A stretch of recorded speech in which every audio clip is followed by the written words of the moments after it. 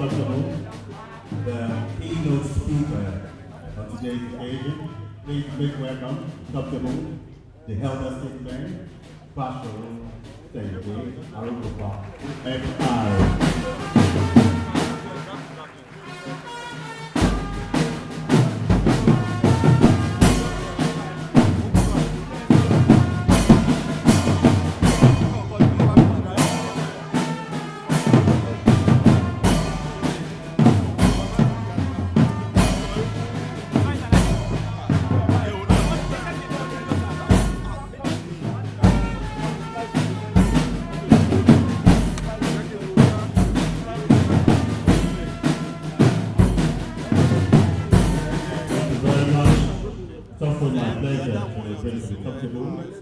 The family of Michael Adekunle and Comfortable is represented by Dr.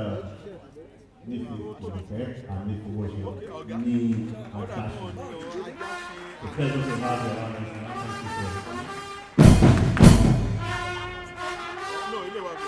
of course, we also have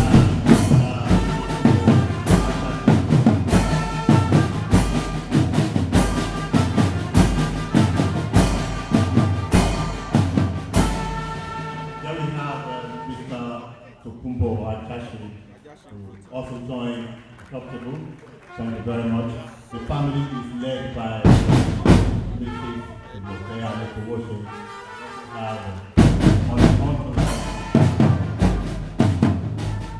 Let me also bring to the Comfortable Ambassador Roland Ombowa. I welcome you to the Comfortable.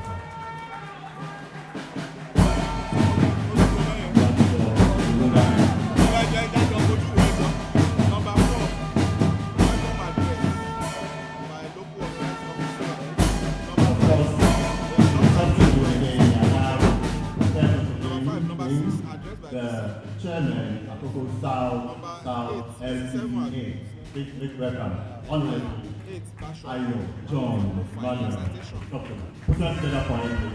Let's do that for him.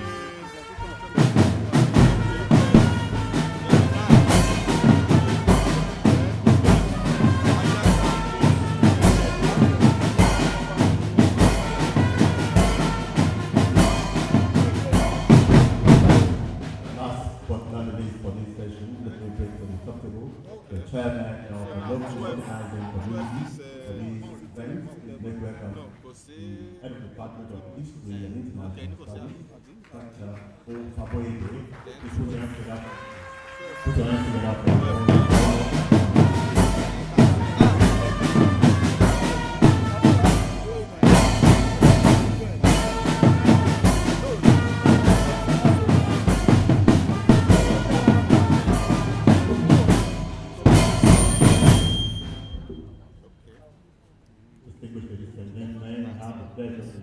Once again, all of us to this event, all the head of the department, professors here, we appreciate all our efforts to be here this wonderful Monday morning. We will now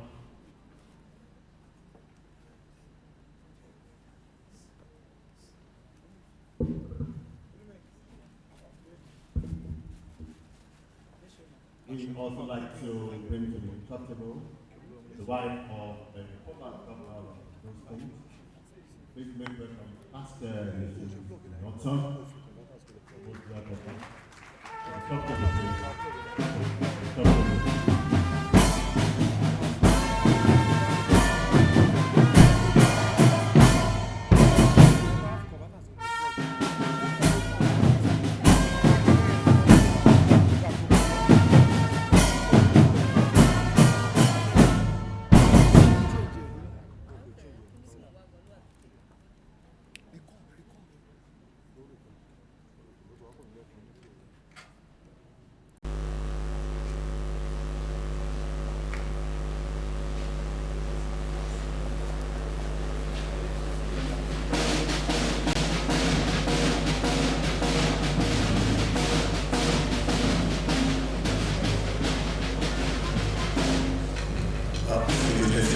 Please, I'd like to invite all of us at the back Please let's step forward. Let's step forward. There are empty chairs that are occupied. Please. Vice Chancellor directed that all of us at the back, please move forward. Thank you. Thank you, as you do so. Let's start mentioning names now.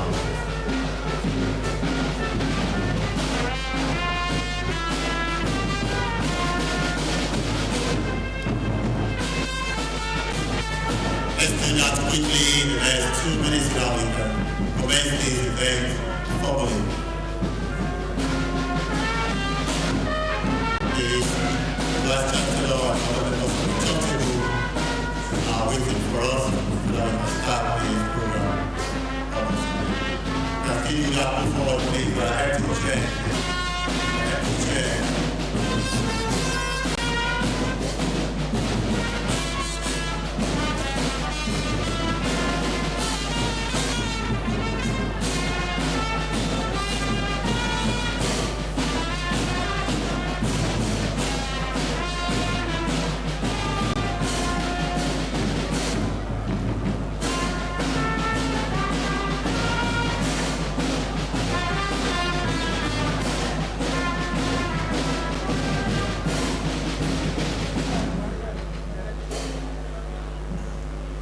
We start the event, showcase live the two anthems, national and AEA anthem, respectively, to be led by the poets written. Have your rise, please.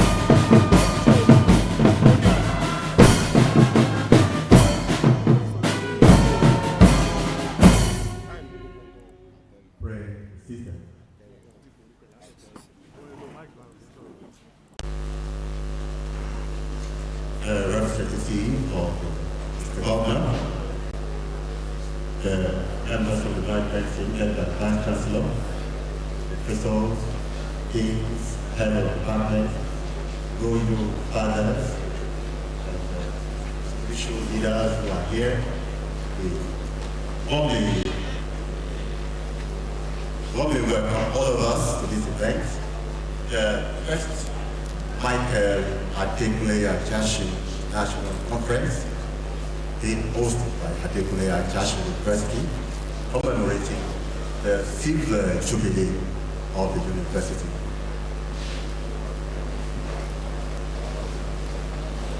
Distinguished ladies and gentlemen, I welcome all of us to this event. Before we go on, let me bring to the top table a former Vice Chancellor of this university. It's a pleasure to bring to the top table Professor Amos Adekunle Ajasin.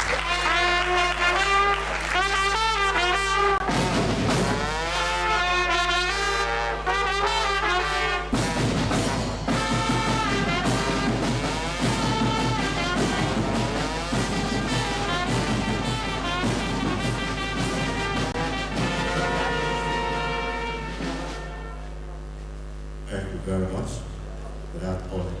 Welcome to AAU. Let me bring to the lecture the chairman of the local organizing committee for his welcome. Please make welcome Dr. Adekunle.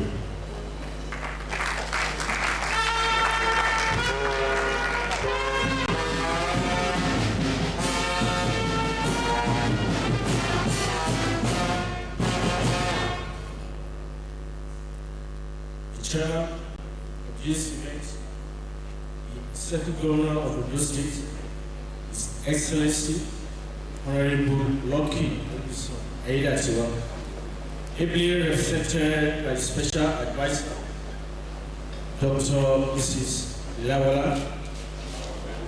Lawale, and other members of the State Executive Council, the Pro-Chancellor and Chairman of the Council, AAU, and other members of the Council, the Vice Chancellor, Professor Oluwega Ige, and other distinguished members of the University Management, the Registrar, and other principal officers of the University, Her Excellency, Mrs. Kemi Yoto, the keynote speaker, Bashir Senge Arugofo, distinguished members of Chief M.A. Ajasin family and associates, all these members of the university and staff of the university, our royal fathers, other distinguished guests of honor and dignitaries here present, the lead paper presenters and other distinguished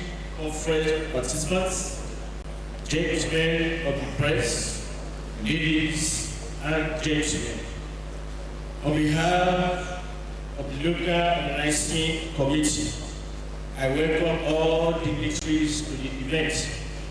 I want to appreciate the Vice Chancellor for his approval to his first international conference on Chief Michael Adekunle Ajasin, and also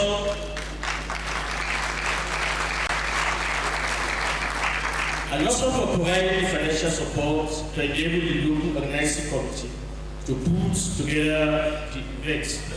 The theme, education, politics, and nation building, a reflection on the life and philosophy of Michael Adekunle Ajasin. For first international conference for him is indeed significant because of its relevance in Nigerian political history. We are excited to discuss the life and people ideas of Chief Michael Adekunle Ajasin on human dignity and their connection with today's politics that will bring an intellectual engagement to developmental issues. Chief Michael Adekunle Ajasin of blessed level was a teacher who became a political convert after the launching of Action Group AA Party in 1951 at Owo, his hometown. And since then, he became an ardent follower of Chief Obafemi Awolowo. The theme of First National Conference is timely as political elections have brought attention to the team, developed strategies of Chief Adekunle Ajasin, and also to reflect on his contributions to unity government for nation building. The abstract submitted therefore discussed how Ajasin's legal ideas on human rights, morality and integrity, cultural heritage, economic development, and linked with good governance to assess peaceful environment and stable livelihoods.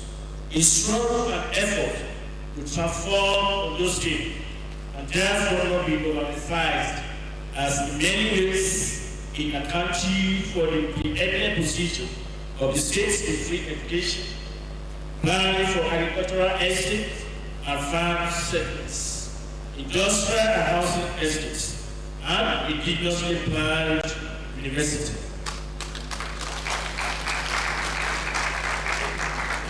Distinguished participants, ladies and gentlemen, on behalf of the Vice Chancellor and his management team, we take pride in creating an academic international conference that strives to promote Chief Michael Adekunle Ajasin deserved ethos of homology, which he politically pursued as the former governor in the good history of the state.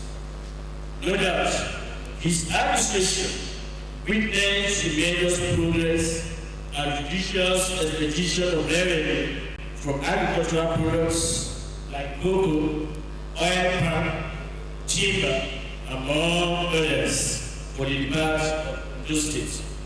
The conference will thus bring academic scholars together to rub mind and dialogue on Ajasin's better administration within the framework of national unity in Nigeria. From the goal, it is clear that the future of those states and indeed Nigerian politics is the politics of structuring for an egalitarian society. I am therefore delighted about the panel sessions and thus encourage robust discussions through the lens of decorum.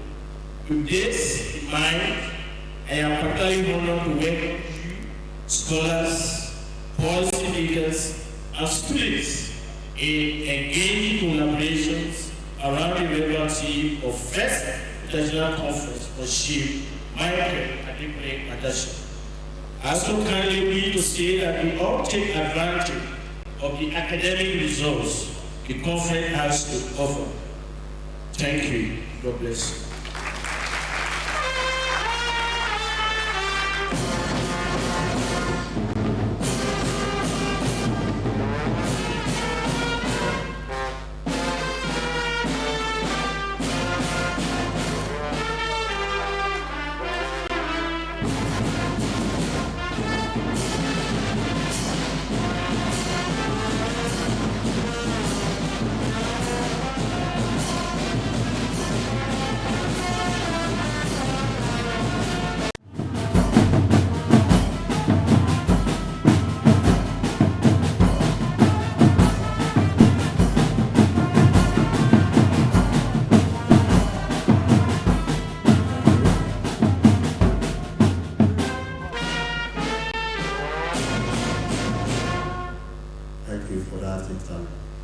Let me quickly go to the microphone because of time. The representative of Chief Michael Adekunle Ajasin family, Mrs. Jumoke and Felicia. Good afternoon.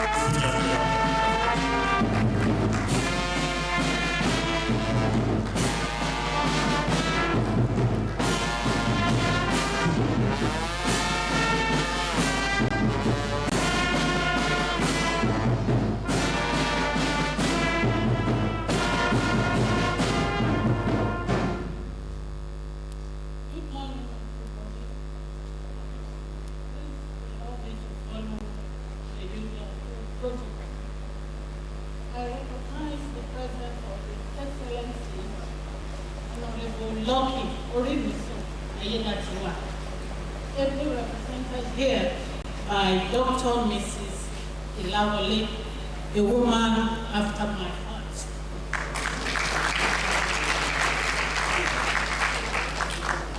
I recognize the presence of the Commissioner of Education, ably represented by one of his staff. I recognize the presence of His Excellency Ambassador Roland Omowa, my uncle and friend in quotes. I recognize the presence of the keynote speaker, a very good family friend of ours, Chief Arokofa.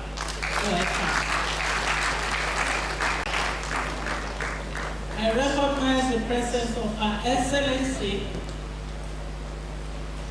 Mrs. Henry.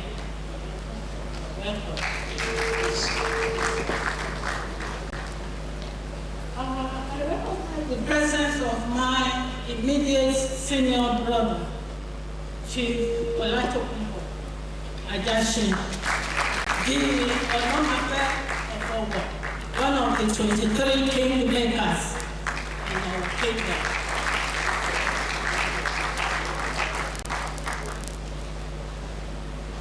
I recognize the former Vice Chancellor of the University, Professor Ajasin.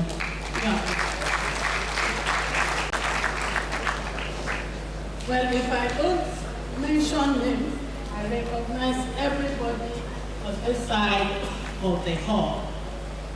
I recognize the presence of our senior sister and her husband, Mr. and Mrs. Adekunle, Adekunle and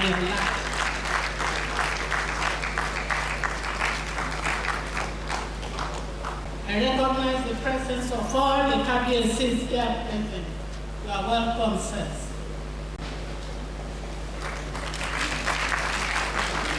But let me not bore you with all the welcoming. Let me go straight to what we are here to do.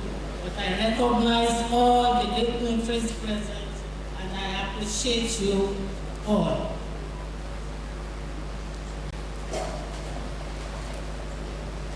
Well, to my short address, as I said, I welcome all the dignitaries present, and thank you for finding time to attend this first international conference organized to mark the 25 years of the establishment of the university, as well as to honor the late Chief Michael Adekunle Ajasin, CFR, the first civilian governor of Ondo State, an elder statesman, educationist, community leader, a politician of integrity, and of course, a family man of whom I'm proud to call my father.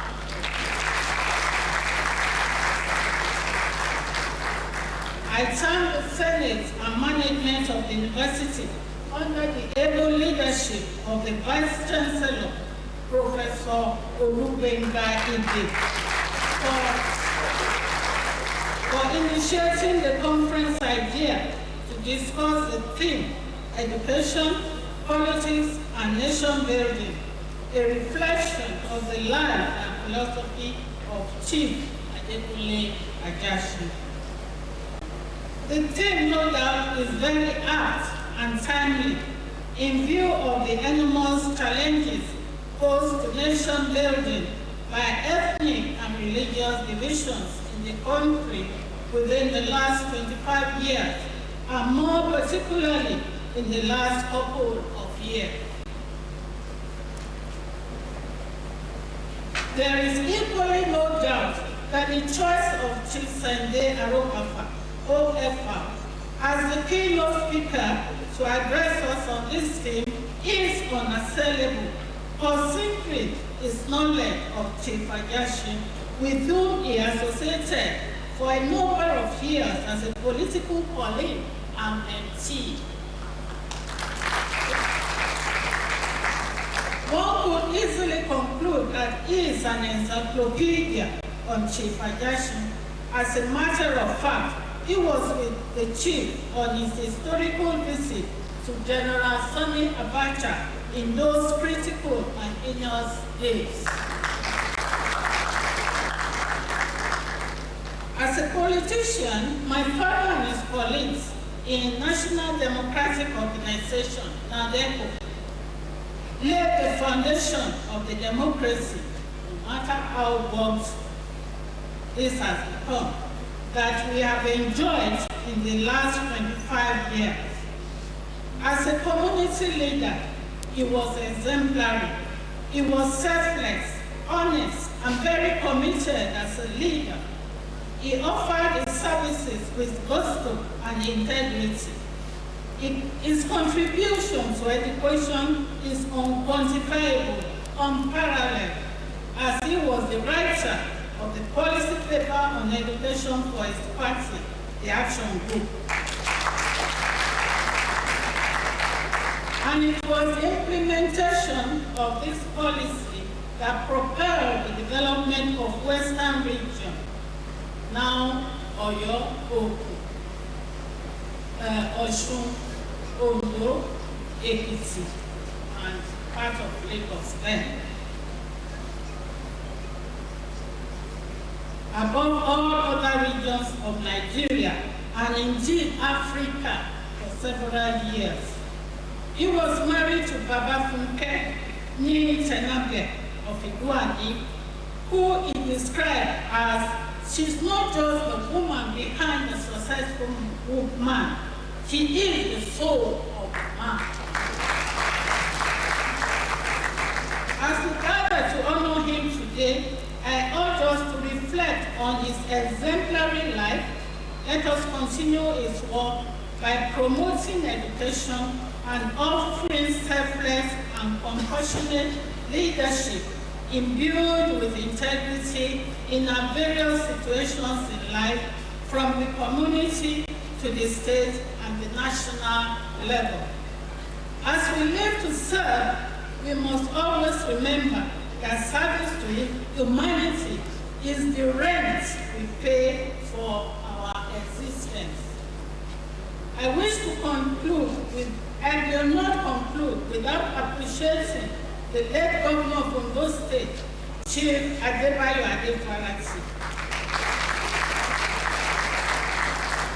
a noble associate of my father, for the honor done to the family by naming the university after him. May his soul continue to rest in peace. I thank you all for listening.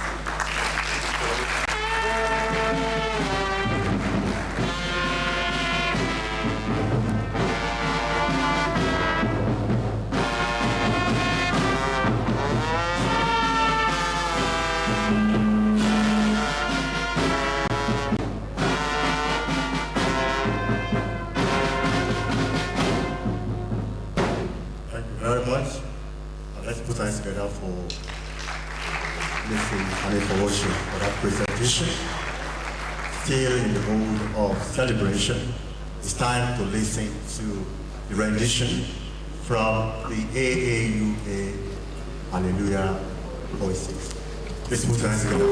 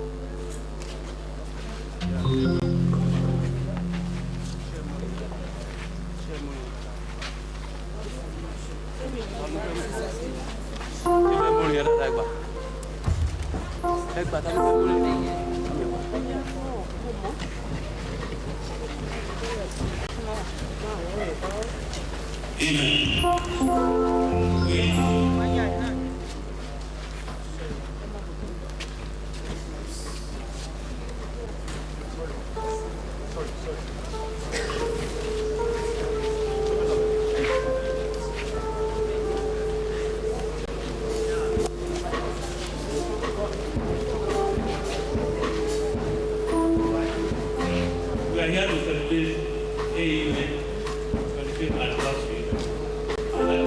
Let's all sing. Happy birthday to AUA. Ajasin back to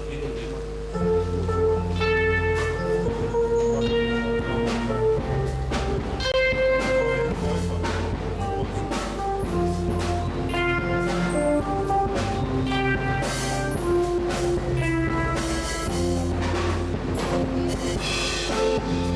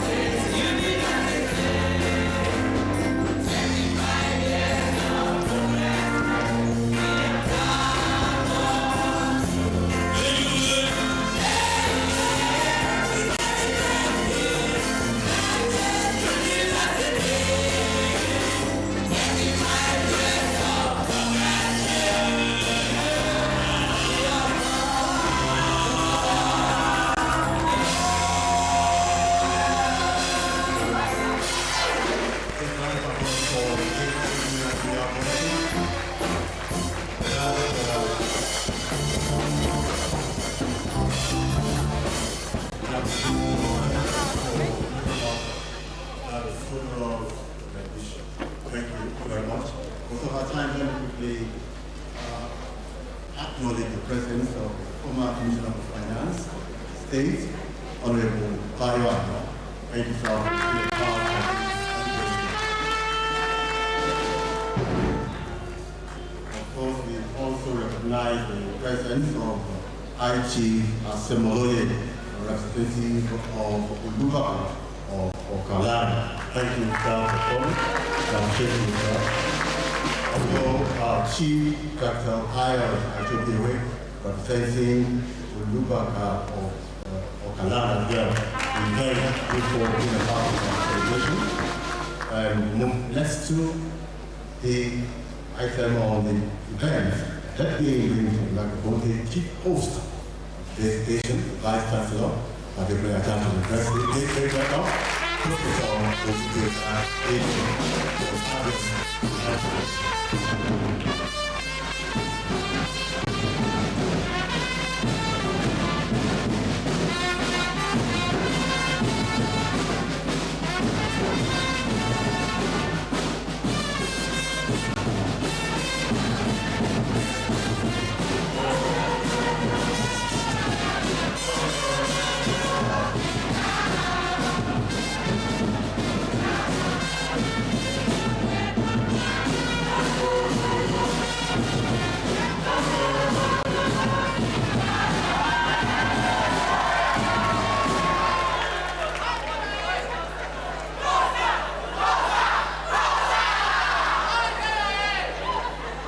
Thank you very much.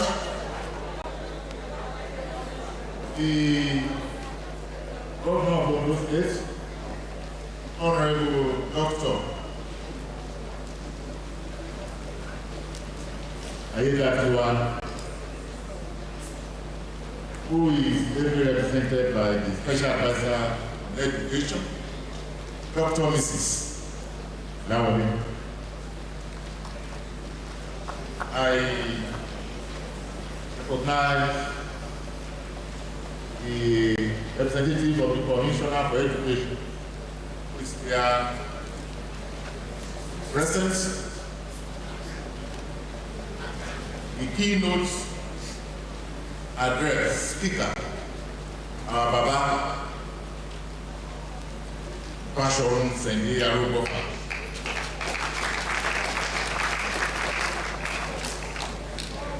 The children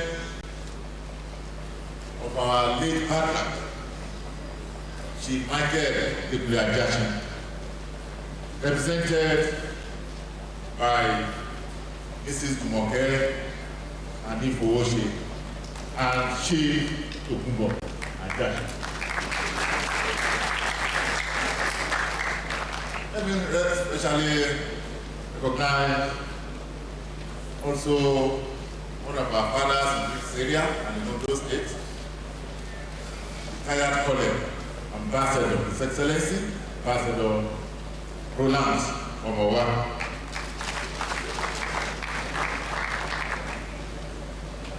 Her Excellency, wife of former Deputy Governor of Ondo State, Mrs. Inoton.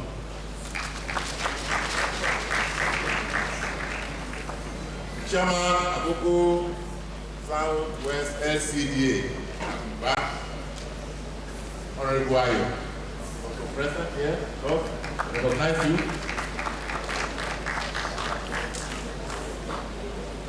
Ladies and gentlemen,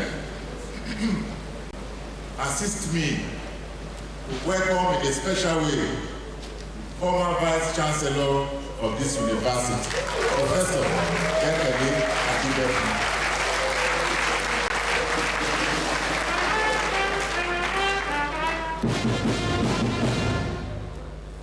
Thank you. Members of the university management, gentlemen of the press, ladies and gentlemen, I also want to recognize the former Commissioner for Finance, Ekiti State, Chief Bayo. Thank you, sir, for coming.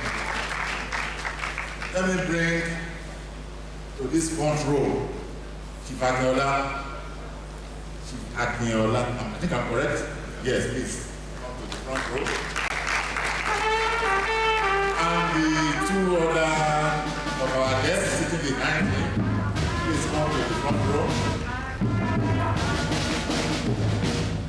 Mr. A.A. Obameyiti, please come to the front row.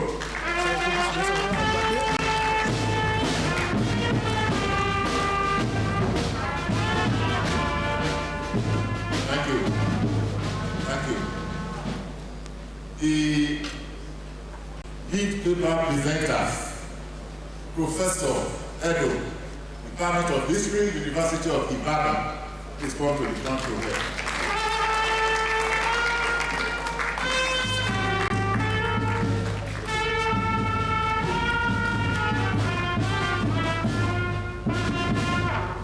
Thank you. The second lead paper presenter, Dr. Iwu, who is being represented by Dr. Ajasin. Is he here? Dr. Ajasin. Yes, please come.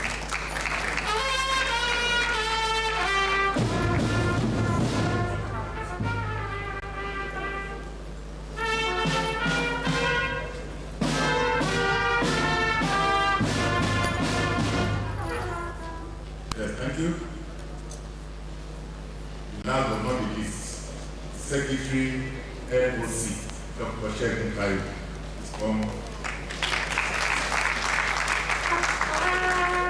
Thank you. Let me also recognize all our members of staff and distinguished professors who are here. Recognize our liberal choirs, our body brigade, are all wonderful. And the performing arts group. Thank you. It is with profound pleasure, gratitude, and honor that I, on behalf of the entire management and staff, welcome our distinguished guests, friends of the university, alumni, students, and all stakeholders to this historic event, the inaugural Michael Adekunle Ajasin International Conference. This conference is a central part of the celebrations marking the 25th anniversary of our dear institution, Adekunle Ajasin University. On our 25th anniversary is indeed a momentous milestone, marking a quarter century of commitment to academic excellence, character building, and societal impact. These celebrations reflect our dedication to commemorating our achievements, reflecting on our rich history, and engaging closely with our cherished community. Gathered here today to celebrate the silver jubilee of AUA, I am filled with pride and gratitude.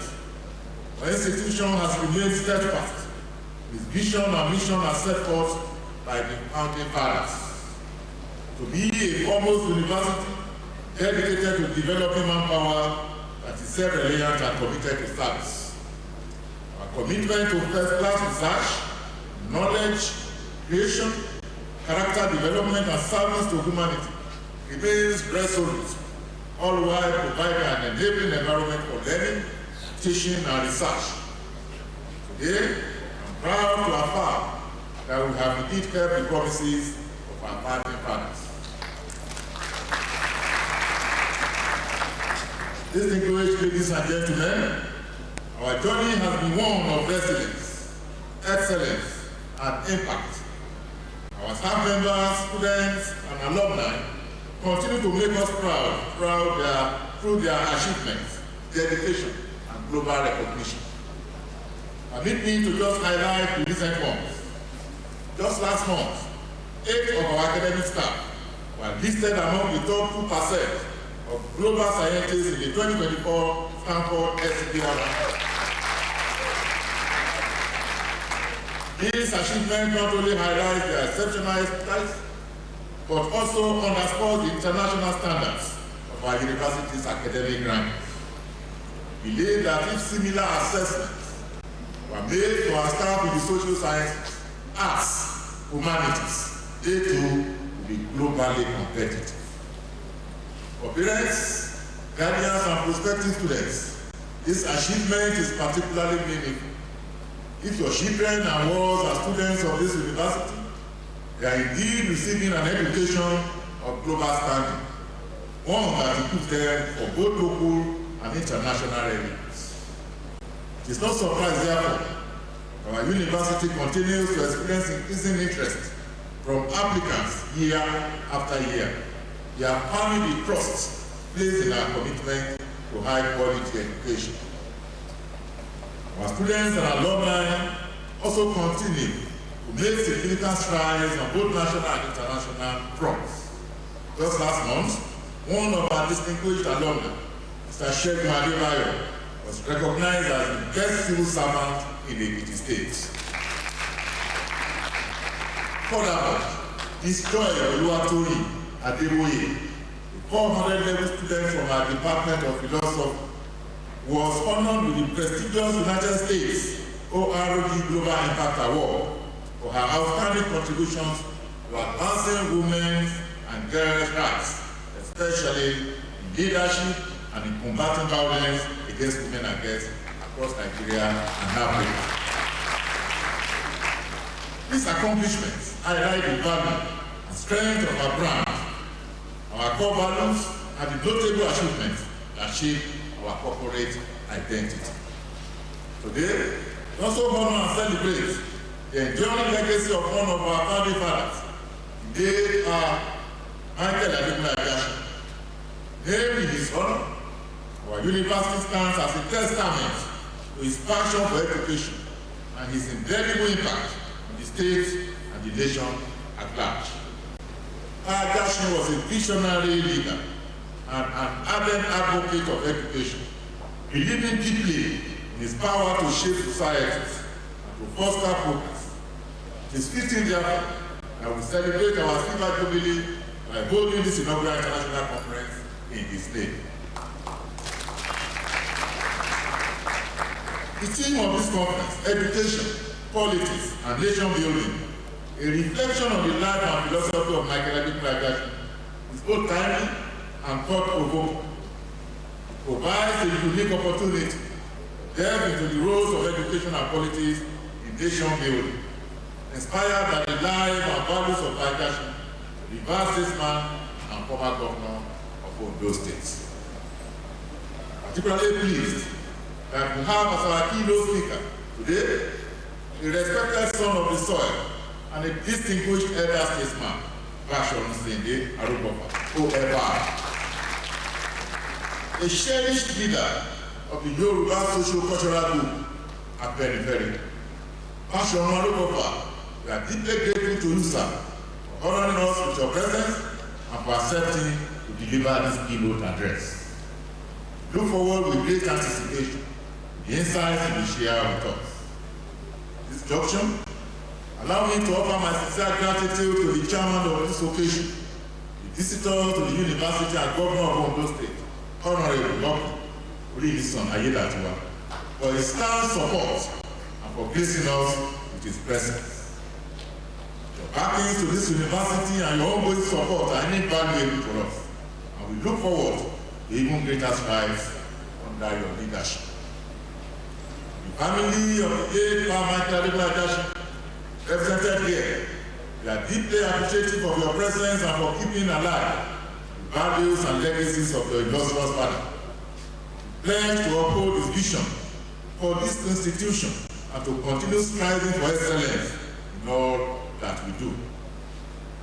Before I conclude this address, ladies and gentlemen, I would like to make a special appeal to our dignitaries, well-wishers, friends of this great citadel of learning, and all public-spirited individuals to contribute and donate generously towards the actualization of our 25th anniversary project. Donations can be made to the university account as follows. AUA Grant Account, First Bank, 200 680 85 82. Finally, I'd like to thank everyone who has contributed to the planning and organization of this event. Your hard work and dedication have made today possible and a reality. Our distinguished guests, our valued alumni, our diligent staff and students, thank you all for being a part of this remarkable occasion. Ladies and gentlemen, let us celebrate this 25th anniversary with pride and renewed commitment to the vision that that has gathered us thus far. Together, let us continue to build on the foundation laid by our founding fathers and advance towards even greater achievements. Wish you all a memorable Silver Jubilee celebration and an insightful and impactful conference. Thank you for your attention, and may we all continue to uplift the ideas of Adekunle Ajasin University. Thank you so much. I just been informed that we have Ajasin here representing the Lubaka of Okam. Ajasin, you are recognized, and we thank you for coming. Finally, I recognize Chief Mrs. Olubegai. Thank you for coming.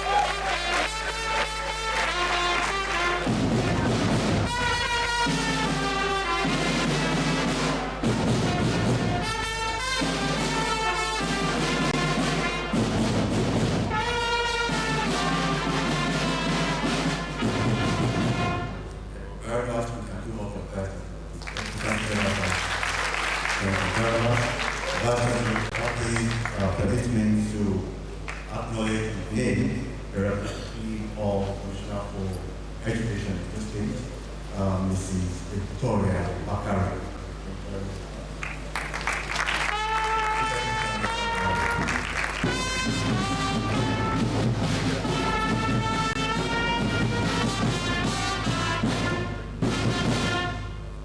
This meeting conference is titled Education, Politics, and Nation Building, a reflection on the life and philosophy of Michael Ajasin. For the legal teacher is Basharu Sete Arokufa, OFR. And to bring you to the top table for presentation is the University of Asia. Is great work, Professor Sri Ajasin. For him, as the pastor of the presentation, before impartation.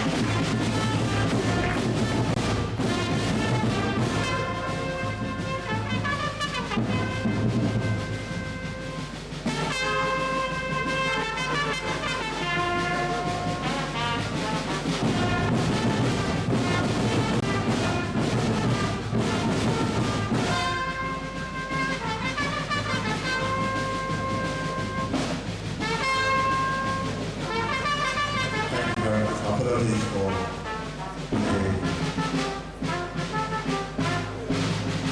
thank you. Apologies for the short list up here. Before I bring up the University of Utah, it's a pleasure to bring to the microphone the chairman on today's occasion, of course, the governor of those states, represented by advisor to the governor, special advisor to the governor on education, Dr. Mrs. Laluye, to declare it to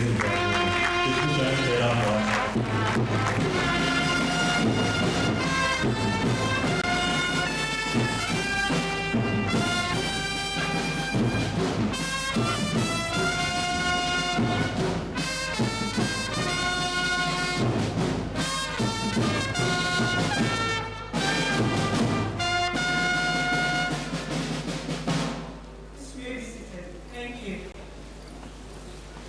The Vice Chancellor of this great citadel of learning, Professor Olubegai Ige, and all principal officers of this university, the immediate Vice Chancellor, Professor Olubegai Ige, the keynote speaker of today, our father, Chief Saide Arokofa, OFR, the Commissioner, the representative of the Commissioner for Education, our mother and mentor in the States, so proud of you, ma, Dr. Mrs. Jumoke Anifowoshi Ajasin, as representative of the family, of the Ajasin family, Our Excellency Mrs. Iyato, all KBACs here present, Its Excellency Ambassador Roland Omowa, distinguished ladies and gentlemen, great Nigerian students. I'm here, good afternoon. I'm here to represent the visitor of this university, His Excellency Dr. Ajasin, who is unavoidably absent. As you are all aware, we are in the peak of the campaign season, and he's on his campaign train to Akure North today. He has asked me to represent him, and I'm very delighted to do so. So this speech that I'm going to read is the speech of His Excellency Lucky Orimisoye, that was chairman of this occasion. And wherever you hear it's not me or the governor that is speaking. This is a speech delivered by the Special Advisor on Education on behalf of the Governor of Ondo State and visitor to Adekunle Ajasin University at the opening ceremony marking the first international conference commemorating the legacy of late Chief Michael Adekunle Ajasin CFR, former Governor of Ondo State, at this occasion of their Silver Jubilee anniversary, holding on 4th November at the Multipurpose Hall, AAUA, Akumba. The theme of this conference is Education, Politics and Nation Building, a reflection on the life and philosophy of Chief Michael Adekunle Ajasin.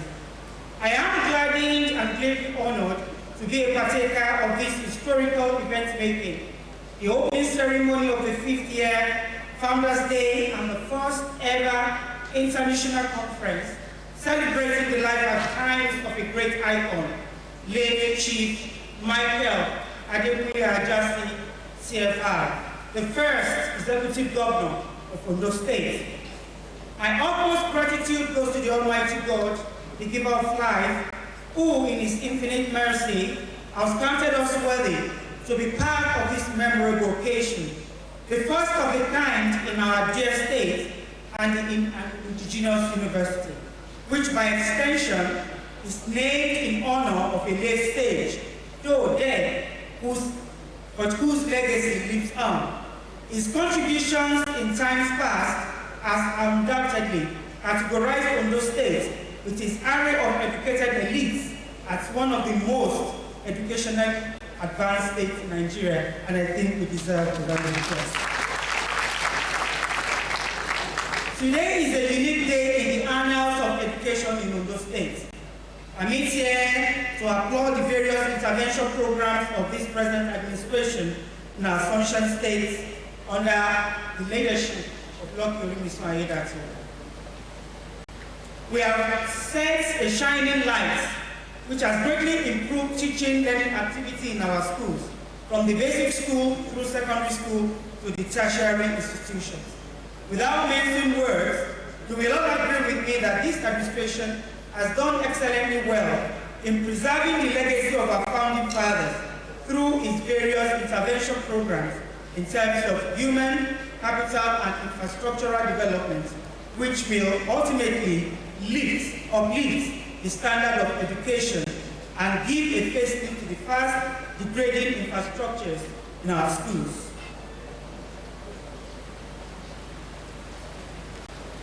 Our efforts in ensuring that the legacies laid down by the founders of these states are not destroyed are aimed at fostering academic excellence, professional growth among educators. The theme of this first ever conference to honor Pa Ajasin is Education, Politics and Nation Building, a reflection on the life and philosophy of late Chief Michael Adekunle Ajasin, the first executive governor of the old Ondo State. I am quite sure that we are all aware that no nation can develop beyond its educational standard. While I urge you to go with me in showcasing the precedents laid by these our great fathers, which has its beam life in ensuring education for all. As we mark this Founders Day, with reminiscence on the life and philosophy of Pa Michael Ajasin, how it has impacted education, politics, and nation building, it is imperative to reflect on the personality of this great, compassionate, and nation builder. Without doubt, he has dedicated his lifetime to principles that have become the standard for impactful leadership and societal resilience in the nation and Ondo State in particular. Ajasin was born in the ancient city of Owo on the 28th of November 1908. His journey through life depicts an epitome of excellence and dedication. I think he deserves a round of applause. He attended St. Andrew's College, Oyo, and later obtained a Bachelor of Art degree in English, Modern History and Economics from Farabe College, Sierra Leone. His educational pursuit took him to the Institute of Education, University of London, where he earned a postgraduate diploma in education. His unrelenting commitment to public service was unwavering. He served as a teacher, principal, and proprietor of several schools, including Imade College, Owo. His passion for education prompted him to author Action Group Political Party, a policy paper on education which introduced universal and free primary education in the then Western region in 1955. This groundbreaking initiative transformed the region and set a shining example for the rest of the country. As governor of Old Ondo State from 1979 to 1983, Ajasin continued to champion education, which culminated into the establishment of the then Ondo State University Adekunle in 1982. The institution was co-owned by both Ondo and Ekiti State until the establishment of the present Adekunle Ajasin University, Akungba, which at the inception was named Ondo State University before it was renamed in honor of this late sage. His astute leadership was outstanding, marked by integrity, honesty, and a commitment to democratic principle. Even in the face of adversity for human rights and democracy, until his exit to the life beyond in 1997. Today, we honor his legacies with the hope of continuing these good works. The Adekunle Ajasin University, named in his honor, is a testament to his dedication to education. The Ajasin Foundation, established in 1999 to further immortalize his legacies and selfless commitments, was founded to promote research, training, and social advocacy, ensuring his ideals continue to inspire future generations. The only house built by him is now converted to a library and resource center. He built housing estates across the state, which presently houses the civil servants. Also, the various ministries, presently known as the State Secretariat Complex, which are used as offices, now they're all built by him. What an exemplary life, worthy of emulation. As we commemorate the life and times of this epitome of success, through the first ever international conference, we celebrate his success in the education, political, and nation building, aimed at making life worth living for the hopeless and the downtrodden. Let us draw strength from his example. Let us strive to emulate his commitment to education, democracy, and human rights. Let us honor his legacy by building a brighter future for our community. In conclusion, I wish to congratulate the management and the entire staff of Adekunle Ajasin community for this great feat of 25 years of raising champions who have thrived at their various professional fields with outstanding achievements and unbeatable academic records. May the labor of our heroes past not be in vain. It is therefore my pleasure to declare this maiden edition of this international conference open. Happy celebration. Thank you and God bless you.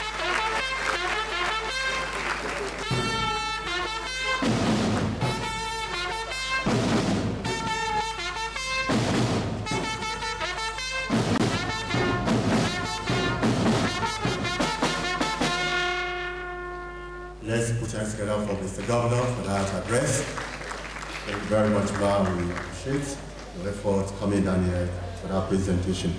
And next is to bring to the microphone the University Orator, Professor Ajasin, to present the keynote speaker.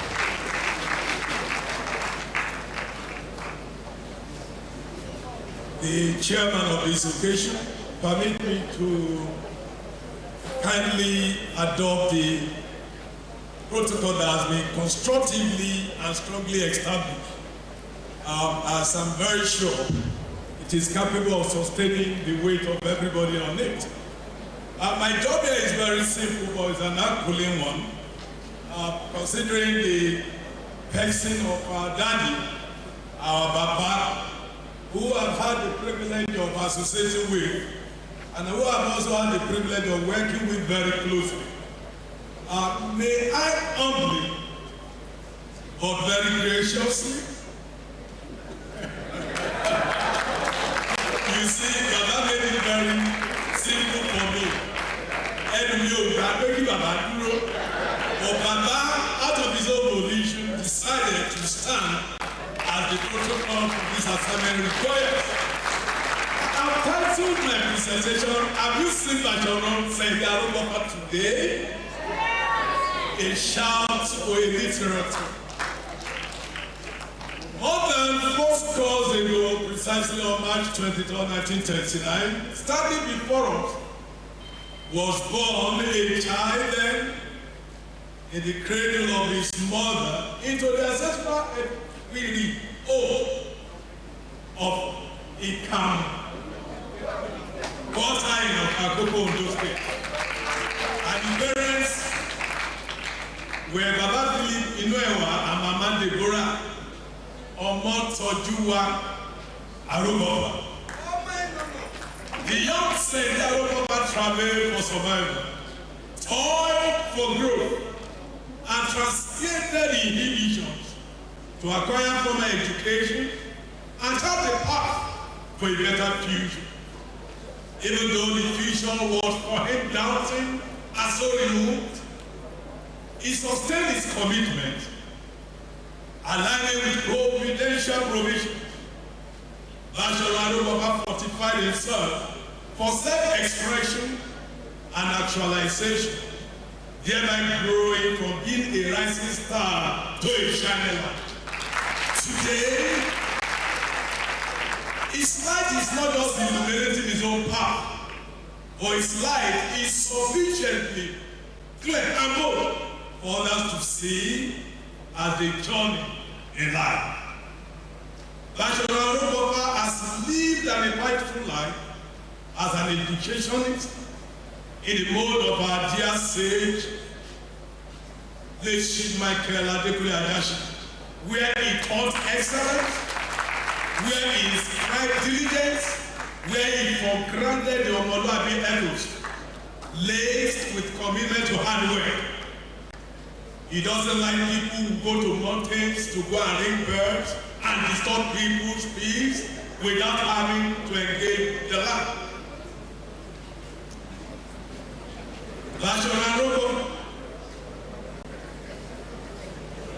As his former students across all the globe, where they are making great positive interventions and impacts and bettering humanity across the world.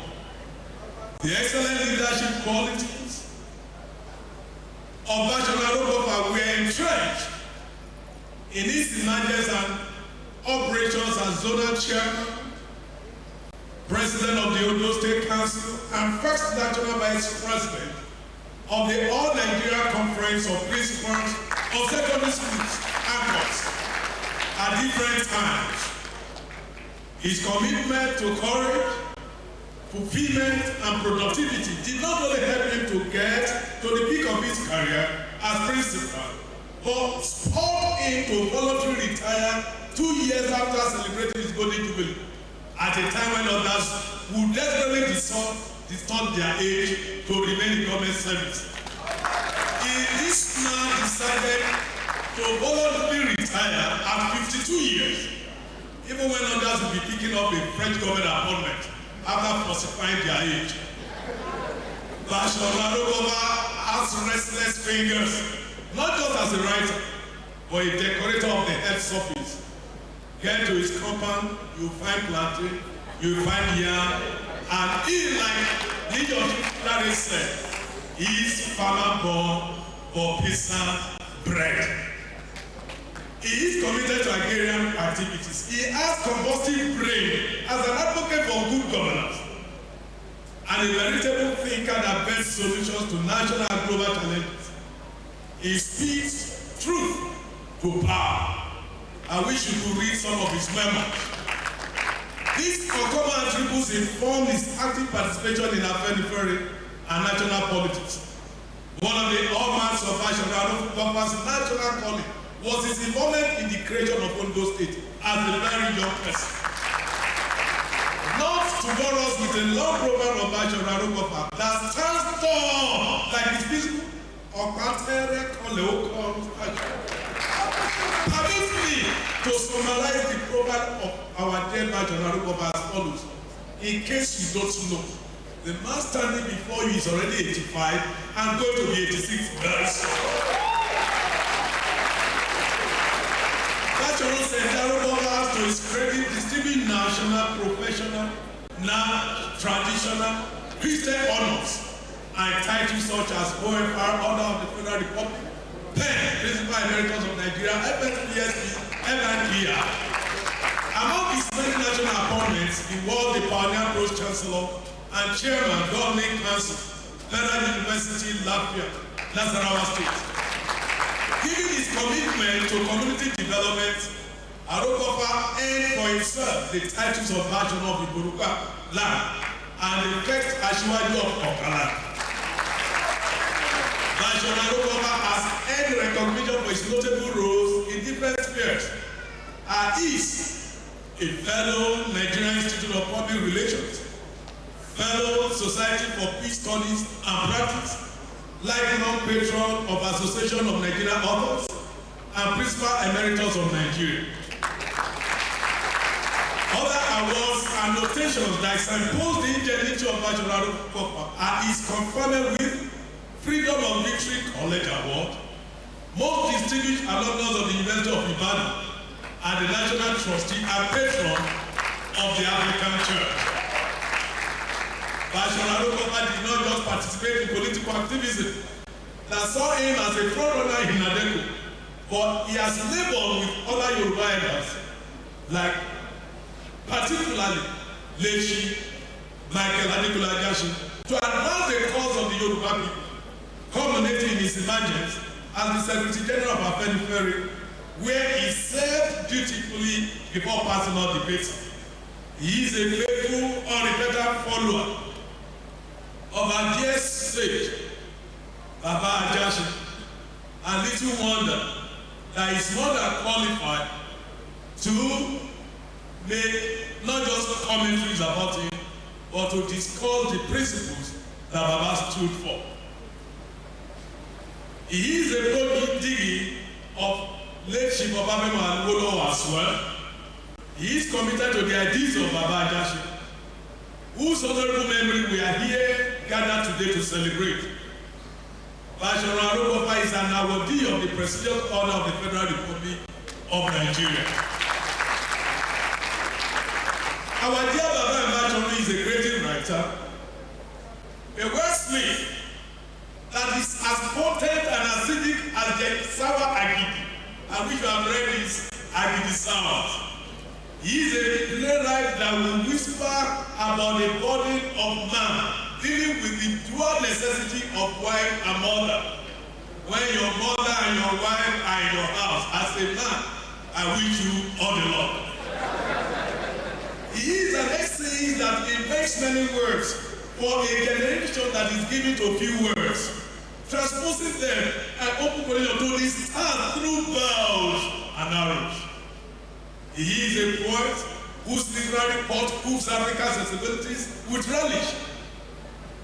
True to the opinion of Mahatma Gandhi that, I open quotation, the greatness of humanity is not being human, but in being humane, I close quotation. Bashoruna is a humanist whose humanity typifies the humaneness that is needed to dignify human existence. To this end, National Cover is a step ladder the weak could climb, the long stick with which the short could pluck hold. It is the courage with which cowed people find their voices, and the brush with which new leaves of life is procured. With the publication of the psychology of growing old, the number of his well-acclaimed, serious, creative, and socio-political publications, which have been annotated by some libraries in nations outside of Nigeria, will soon reach the 30-roof mark. That means very soon his publication will hit 30 of such versions. Very wonderful literature. As we await the whetting of our appetite, the greasing of our minds, and the enlightenment of our horizon by this gift to humanity, who is never tired of giving to humanity, as he yet again shares with us from his rich reservoir, peaked as he has traversed the spatiotemporal order of hours over the years, by his fierce sharp eyes, like that of an eagle, as stored in the library of his mind that is too secure from corruptive elements. With a standing ovation, join me to welcome National Cover to amplify his voice so that we would understand better what we used to know on the surface and get engraved in our consciousness.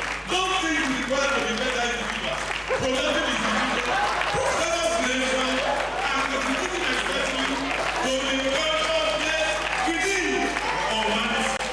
He is a family man, he is God-fearing, and a gift to humanity. Thank you for allowing me to use your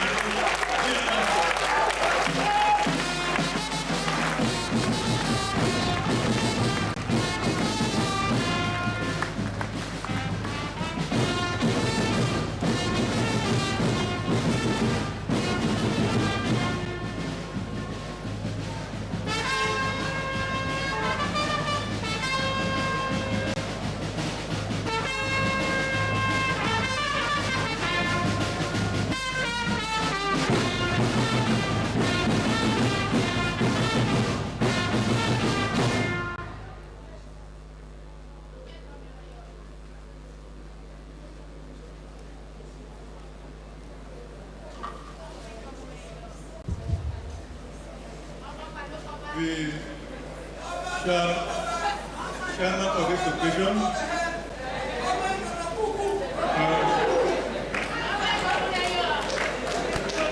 the governor of this state,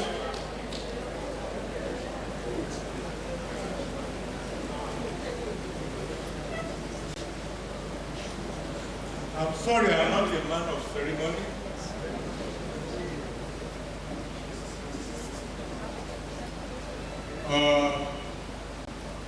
Our traditional leaders, respected ladies and gentlemen, including those of you this way,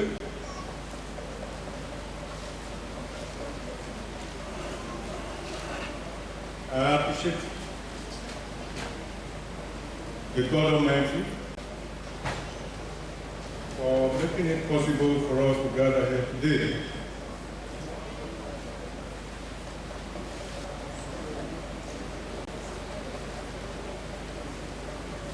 I thought I would spare just a few minutes of citation, like I told the Secretary of the Organizing Committee. I gave you some very brief, but has beaten me hands down by asking an erudite scholar, one of the young men I really appreciate for his candor, to talk about him. You see, I'm really very grateful.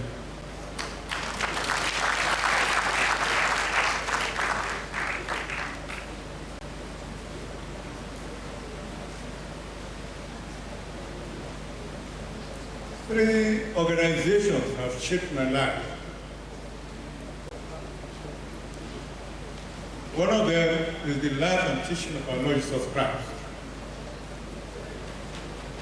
There I'm still struggling to see whether I can really practice some of the things he did.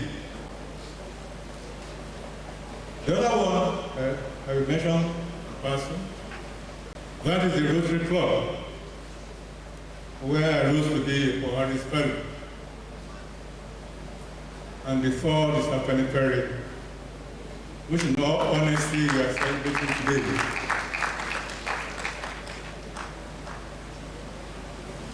And talking about Adekunle,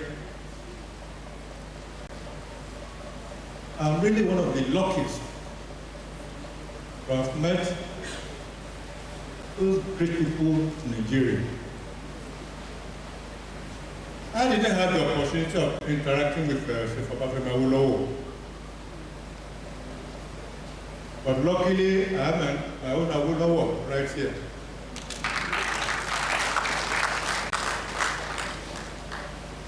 It was after the death of Chief Ajasin that I really interacted with him, because I had to consume his own books and other books written about him.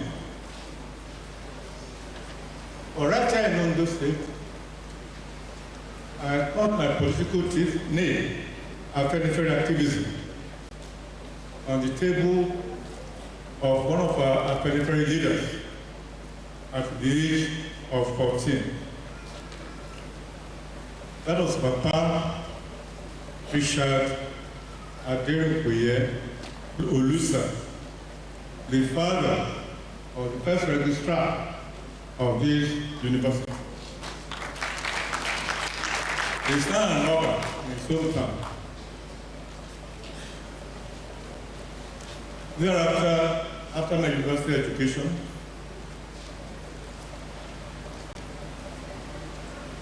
I came in contact with one of the leaders I will continue to cherish in this country and in my life.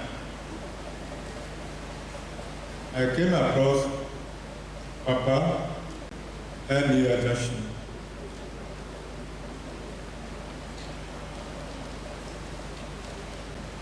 In a way, he handed me over to his friend,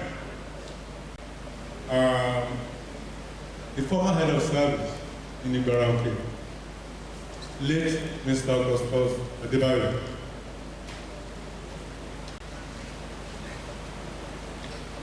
And somewhere down the line, before I got to Papa Fashion, Papa Olaniwanja, very deep and sound. That is why I always say, even among a peripheral criminal, none of them is as lucky as myself in passing through the hands of these people. Mrs. Adekunle, thank you. But let me tell you one or two things that might have embarrassed people if you had known what happened to Papa and myself. Some of us will recollect what happened during the Ife, with that bloody. It was a terrible day for us in this part of the country. And as Papa would do, he brought me very close to himself. Any important event he was going, he would call us from a walk. And he would ask me, wait at one petrol station or wait at the other time. And everything I was doing, I will leave. This fateful day, it was a top level Yoruba meeting in Ibadan. This hotel, very close to Loyola College. Spring Hotel, how was the hotel? Spring Hotel, huh? Okay, something like that. Papa will not take his breakfast. That much I know. He will not know. But he will take along a few bananas. We got to the hotel. We had the meeting, but me, I ate very well. Papa didn't take anything. It was past 2 or so, and we started driving back in his flat Mercedes-Benz. Papa and myself sat at the back of the vehicle, and the driver was very person in the front. And we didn't know that there was any problem in Lake. But the town was born. People are being killed. Some are still being roasted. Buildings are being bombed and so on and so forth. That was before the express. We just ran 11. We got to the university gate, OAU. We observed that there was a kind of dead silence. We moved to this hospital at the left-hand side. 7-day hospital. It was there we started seeing houses already burnt down, people in triples moving, and went forward. Just at the junction, at the African Continental Bank in those days. Before we knew what was happening, folks holding cords, holding cutlasses, holding axes, holding pipes of petrol, surrounded. And there was this order by one of the wretched ones among them. Oh yeah, set the vehicle on fire, all petrol, bomb, and so on and so forth.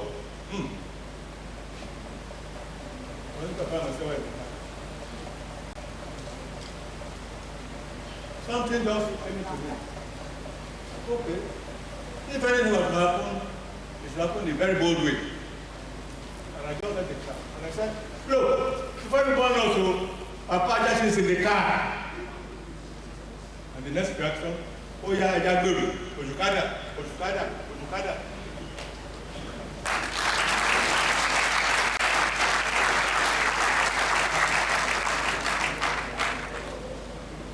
And what they do with us, they wanted to carry Baba to the car and everything. I remember, it was at that spot, I had lost my reading glasses.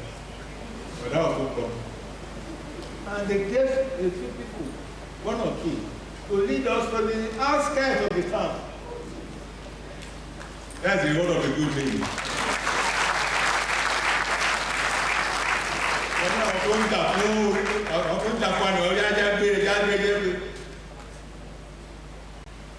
I know Papa would not have told you that type of story. And when I got back home, I didn't tell my wife either. Another time, like rightly mentioned, Abacha wanted to load his image with Papa. You know where? Go there. All was not easy. And so, this was the second day when I resumed as chairman of the corporation. And of course, I dare not take that type of appointment without taking the approval of Papa as our leader, because then we didn't want to do anything with the military. I took his permission before taking the appointment from Adekunle man. Even though because I was an very man, I did spend more than 9 months there before the results. No problem. But what is relevant here is this. Abacha sent for Papa. I wanted to sit up. And this was the second day of me in that office. And Papa called me in the morning. Oh yeah, but in the airport. And Abuja. At first I was trying to complain. Papa, she didn't anything wrong. She like Papa said, come on, kí ẹ lè lọ ẹ̀dókòó. Èmi, mo dé àpọ̀ṣájú wọn o.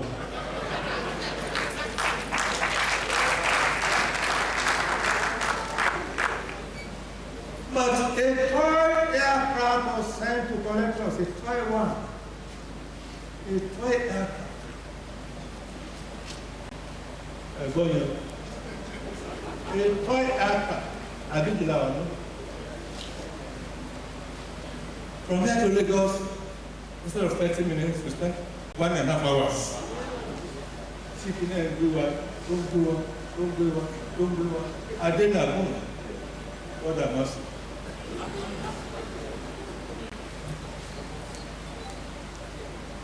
Oh, sorry for you.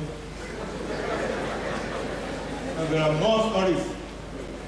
Hey, àbọ̀jọ́ tá a dé tá a fẹ́ lọ ṣètì Abíọ́lá ní àṣìkàlù ní bàbá pè pé ká bá wọn lọ. On a Sunday, of course, who are we to say no? We took off and we got to the airport. It was a heavy gale, heavy wind. Jakadilio, Oshiso. Adekunle, Shifa, former commissioner, had to go past, flying down one way, and had to. And then, Kilama, so no those days to think of group version. But we thank God. We are hearing this for the first time. Let me go to what I've been sent at. Mr. Vice Chancellor, sir, I thank you for giving me the opportunity of trying to amend the title sent to me a little. Because, like I said earlier on, Baba Ajasin meant a lot to somebody like me. And I want to thank you very sincerely for asking me to come and talk about it. I'm very, very good.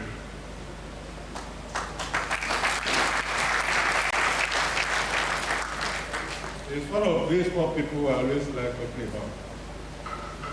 Papa Rusa, Papa Ajasin, Papa Passion. They are great men and people who, if you are lucky to have met, you'll be very, very happy. Very pleasant character, great character, highly disciplined. Good people. So for asking me to come and talk about it, I'm grateful. For sir, within the next 20 minutes or so, I will try to argue that Chief Michael Adekunle Ajasin and Chief Obafemi Awolowo were great exponents of free education. That each of them should be assessed where he, as chief executive, functioned. That each plan and worked really very hard to overcome the challenges encountered. That each eventually recorded landmark achievements in changing the face of mankind through free education. That there is a need for us to see what can still be done to keep their legacies going. And where I see your apology, and that for today's exercise, I will devote my time to Ajasin's exploits with free education at all levels in Ondo State.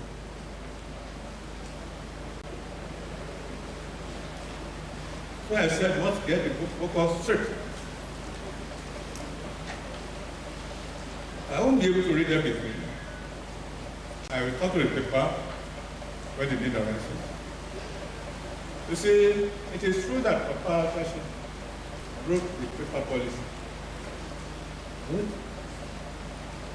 But as somebody very close to him, I don't like saying that he wrote the paper alone.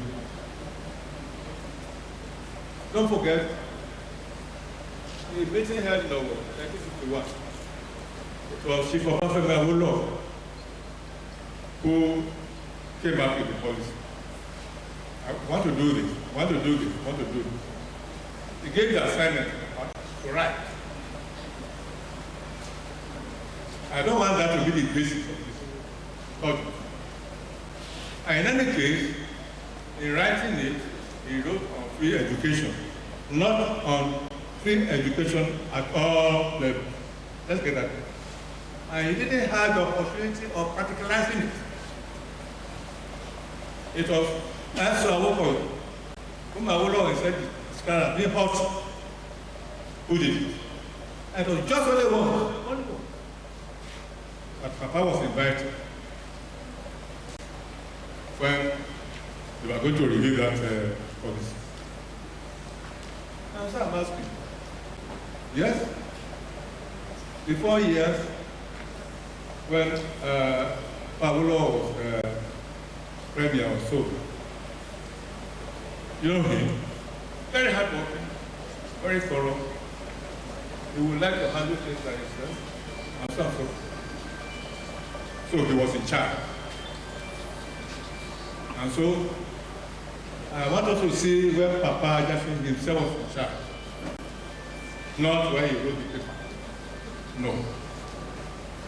And I use an illustration here to show you an analogy. When M.K. Abiola wanted to be the president of this state and the country, and I'm saying this for the first time, we were close in a way because I once hosted him in Lisi Grammar School. His friend was late General Aishida. They were very, very close. So, some kind of friendship ensued between the two of us. But at the point in time, we lost contact. So there was this meeting in Papa's house in Owo. He saw me because I was, visible then. And he said, already catch it up. No question asking me. And then he gave me all his telephone numbers. And he said, please see me on a particular day. And I went to Lagos to see him. And he said, okay, please help me write my policy on education. And you do it? And I said, no problem. And I came. All those states, at that time, among the Lobo states, was a key state in education. So when I came back, I knew it was a big task. And I had to get the services of professionals in the Ministry of Education, like my late senior, J. Warogibu, Dr. Adekunle, Dr. Ajasin. And we came out with a blueprint. Late Chief Adekunle his government, I sat over the committee on education for 3 months. The analogy I'm bringing about is this. Yes, through the grace of God, we did all this. But we didn't have the opportunity of implementing it. And none of you were part of this until today has been saying. What did more than that? He assisted, no doubt, in producing that paper. That's why I'm more concerned about what he did in all those things. What he did in the Western region was to produce the policy paper for the primary education. But in those states, he did that for free education at money.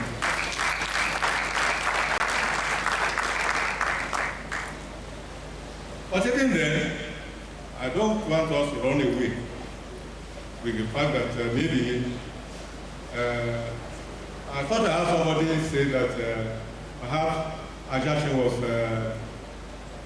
a lieutenant of Awolowo. No, he wasn't a lieutenant. You know, I am a lieutenant of Ajasin. He was not a lieutenant. Let me tell you something.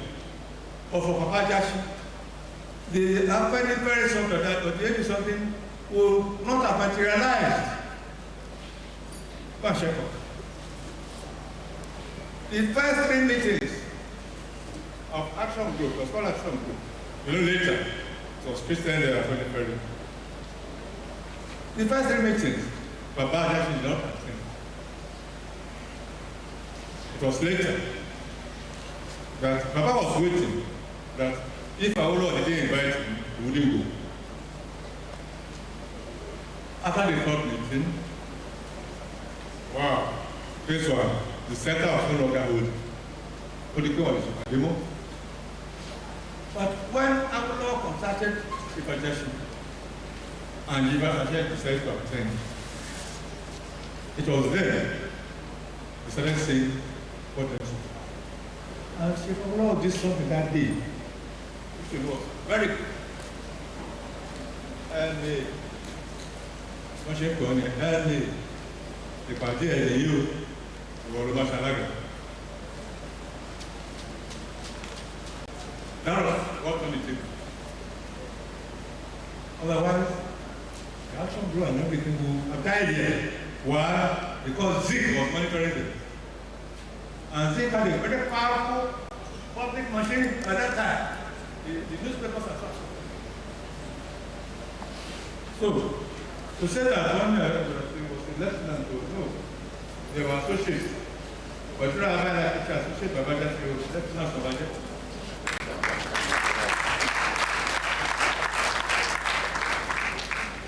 If it interests you, let's have put this down, that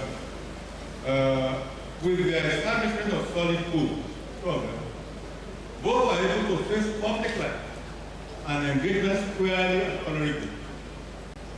Having acquired sound education and training, it was not too difficult for them to deploy such attainments and skills for addressing and solving the intricate problems of statecraft and management. They were thus, unlike now, endowed with that Roman philosophy of mens sana in corpore sano, the sound mind and the sound body. Before venturing into any political or public, they already did. Not like now, when you leave the university and somebody gives you an appointment, I'll start calling yourself an both took advantage of such bargain to rise up, to lead and liberate their people out of the social, economic, educational, and political bondage into which they were forced. In leading their people out of the bondage, they designed the four-career program of academic career. Because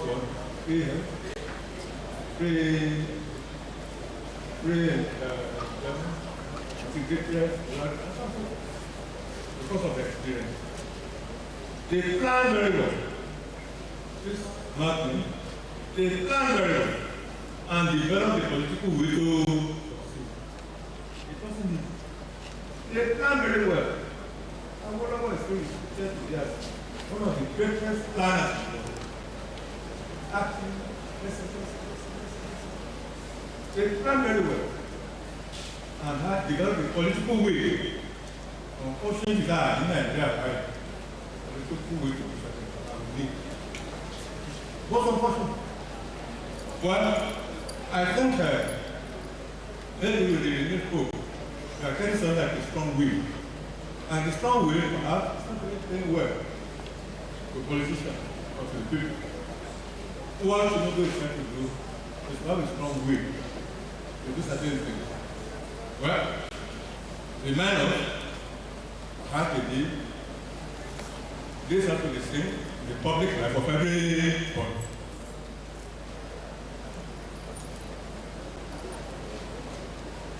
Both are very natural. They were Spartan, rugged, dogged, and stubborn.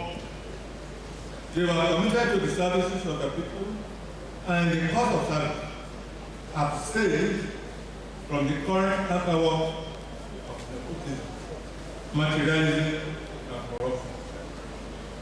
In the process of liberating their people serious internal rebellion, which however were too late to kill the ideas for which they have stood, and campaign ideas which are celebrating today. Even though their respect for each other was reciprocal, as a disciplined man, Ajasin is far too distinct from different. We would always say a leader. That is discipline. Discipline, a leader. Chief Ajasin and Chief Adekunle died at old, leaving behind capable lieutenants to continue the struggles from Ajasin. And one of such global ideas we shared together was the concept of education. What we are talking about, free education and primary level in the Western region, and later free education at all levels in the country, as Senate final. But take note of that. It was only of practicing the education at all. But Papa Ajasin had that opportunity, and that was the difference. Papa Ajasin thought he would have it at the federal level, but as you and me know, he lost it. So the government of the youth here says, let's go make a policy. And here lies the greatest system leading. We are talking about the philosophy and other things. According to Chief Ajasin's memoirs, the free education at all levels was not designed as a mere police program aimed at luring or deceiving the people to vote for them. Rather, it was based on the familiar principle of a sound mind in the sound body. This principle is based on the philosophy described by our leader, Chief Adekunle, at least.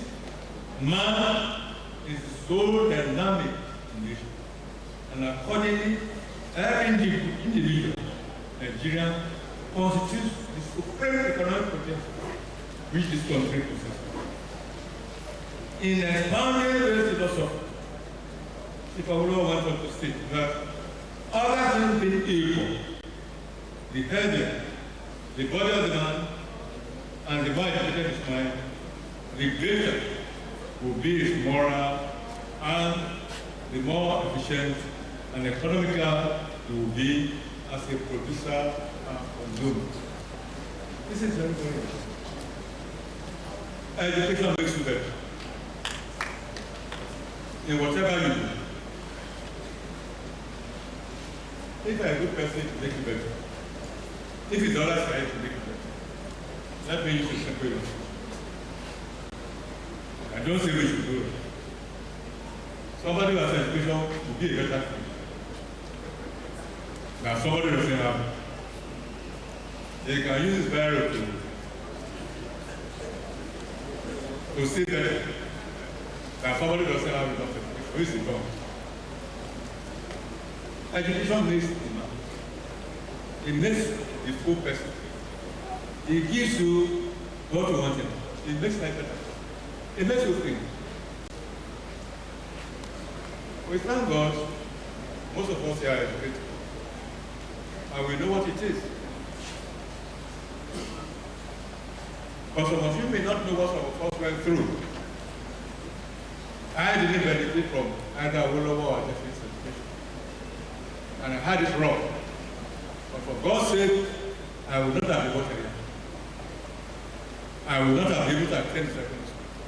Because, like I always said, I read on credit. Yes, I read on. How many days have been wasted at that time? And that was what Papa Ajasin, Papa Adekunle said, you don't know that. Talents have to be developed.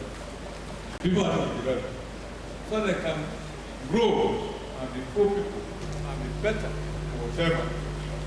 Send their mind. And again, so many other illustrations.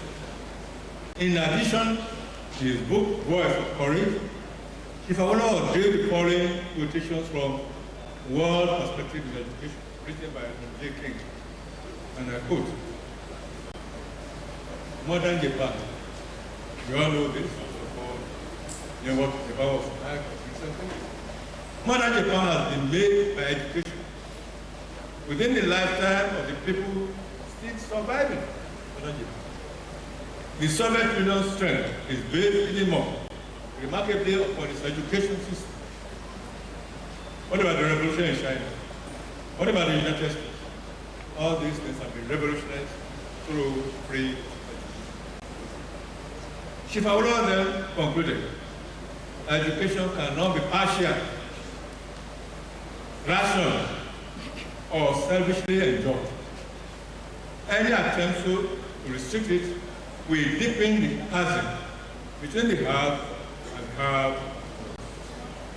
Our nemesis will be all the more catastrophic when it occurs, as soon as it will. Nothing could be more dangerous than ignorance, indifference, and ideological isolationism. We cannot afford not to see our education in and practice in the true form. And what did the brother say? To comprehend this, Ajasin emphasized the political angle. What Awolowo implied is this: education is a political instrument for bridging the gap between the rich and the poor, and hence for advancing the cause of democracy. And experience, of course, is a better teacher. Both Awolowo and Ajasin knew what benefit they had derived from being educated. In like manner, they knew what education had been of developing and developed countries, such as their society. And I agree with you that education is necessary for the realization of sustained development.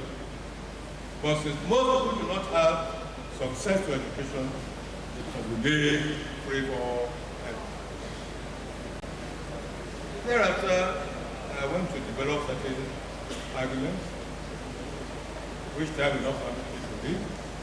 But I said, Ajasin and his mantra of free education as foundation for sustainable development, setting the goals of free education at television in 1960. Some of you, of course, are dealing with it.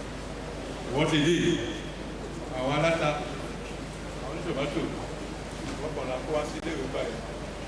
so free education for all, so that where students are given free books, free clothes, and so on and so forth, many other things. He is so philosophical that whether we are producing quantity, quality, the vast of education, make it like for that was his philosophy, and it is true.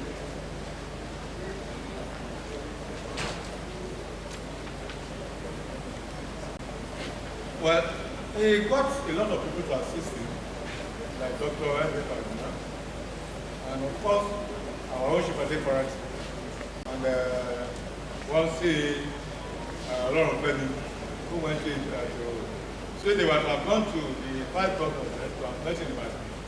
But you know who we are. The organization went ahead and started it. And here comes what I refer to as the will. It wasn't an easy thing, you know this. But Papa went ahead. He overcame the challenges arising from the implementation of free education as the basic condition of development.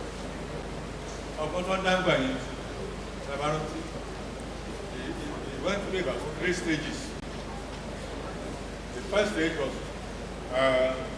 the stage of consultation, inviting people, how do you do this? Especially those in the Ministry of Education officials who did not believe that education is actually. He invited them to get them educated. He also invited school principals, he invited the PTA, he invited The old students, you recollect the old students that were saying, especially big schools, like Bishop College, like even the college. One localized school. Some of them are saying it, and they put as opposition. But Papa got them encouragement. At the end of the day, this will not be so. And the second stage, what did they do? Before then, officials of the ministry were already, stiff, I'm sorry to use the word stiff-necked. They didn't want it. And so they were disallowing people who really wanted to own their school from having it. And so Papa, when the pass came on them, said, okay, I have this community. You can produce this classes, or can get us this classes. We are going to reduce other things. So, go and get your school. And I was a natural. We started with 10 or something. And before we knew what was happening, there were schools growing everywhere. And of course, the first thing was when we had to go for the secondary, the post-secondary institution. Like the College of Arts and Science in the Caribbean, the technology novel, and finally, Ondo State University. And the politics there. When Ondo State University was to be cited, it was to be cited in Akure. But before the final decision took place, there was the full-time, which was from the federal government. And since full-time was being cited in Akure, Papa decided to cite it in Abibu. That was happening. And all these schools were doing. And most people are coming getting educated.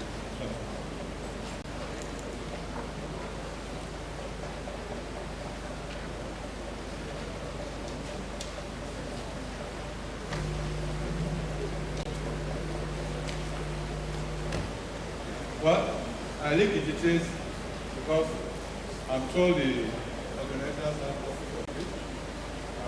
work upon. But let me quickly wind up because this will interest most of us. You know, when Papa was leaving office, all was not easy. And especially when the military came in. When the military came in, soldiers had their own ideas about education. Don't forget that at that time, most soldiers were not highly educated. No. All you needed was the brawn, not the education, or the contact, or even the height.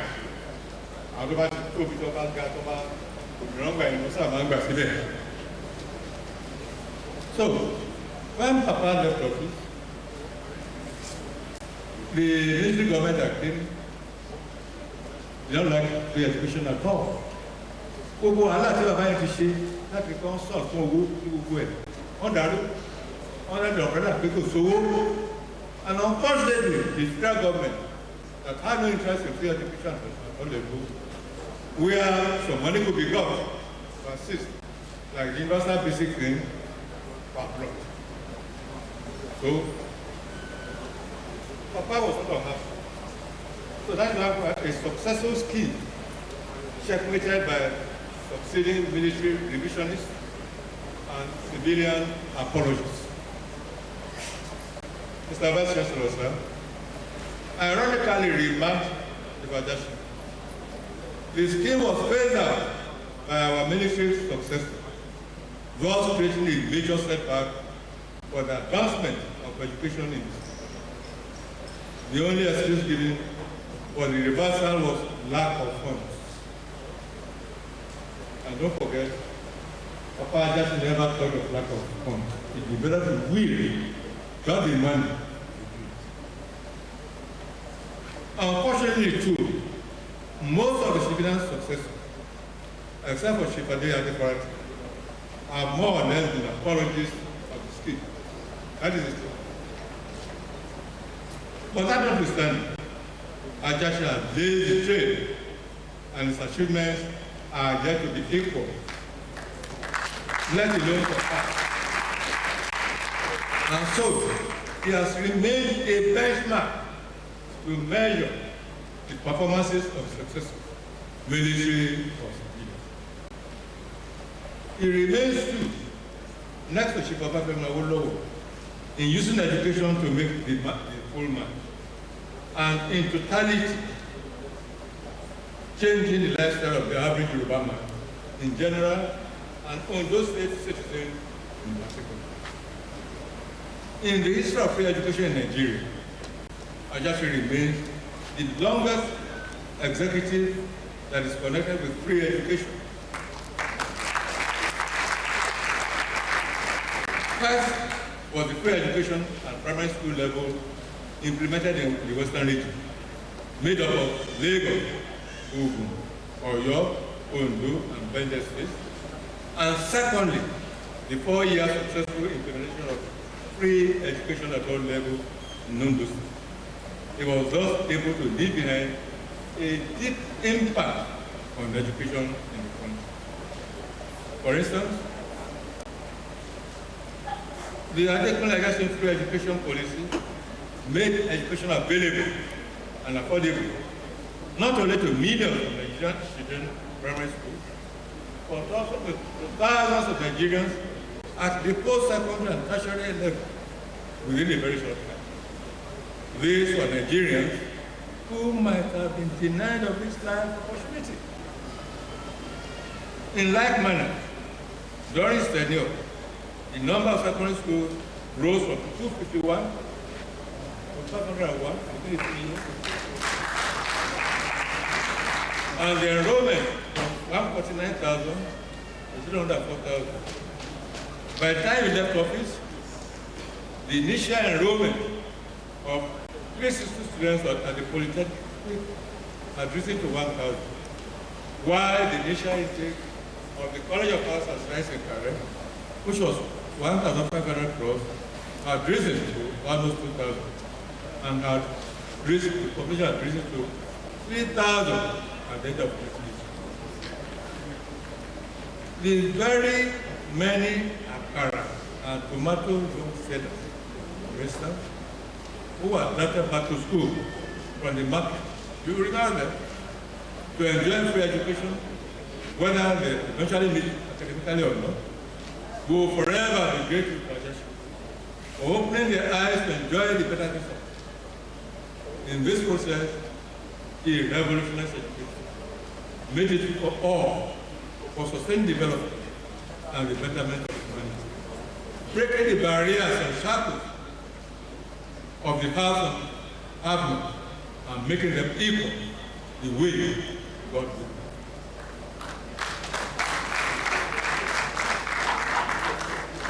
Is equitable distribution and strategic siting of projects and educational institutions in particular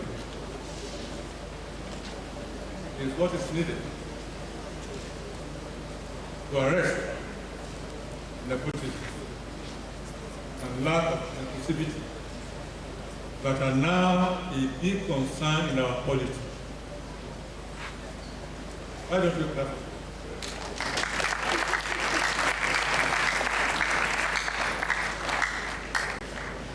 Look at those things you was there. It was have been a multi-purpose system. Multi-purpose. Besides, there are campuses in some other areas.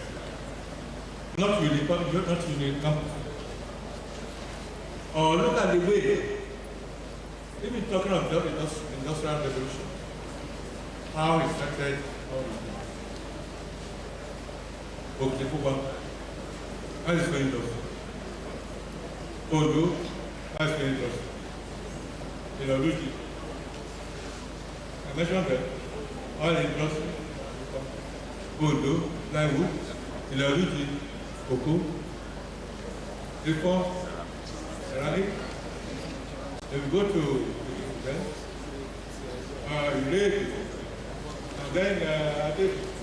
Greek ground textile, and on top of it, there are Greek board, something like that. And to service all of them, what did he do? He started one bank and got that the industrial base of this country to grow. Where are we?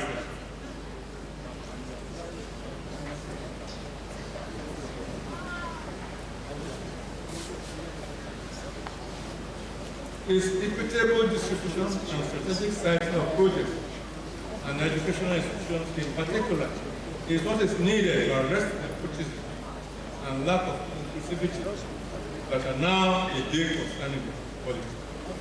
His effective planning and strong determination to succeed, and especially his political will to achieve, are legacy that those who want to lead any level or quality or profession must develop.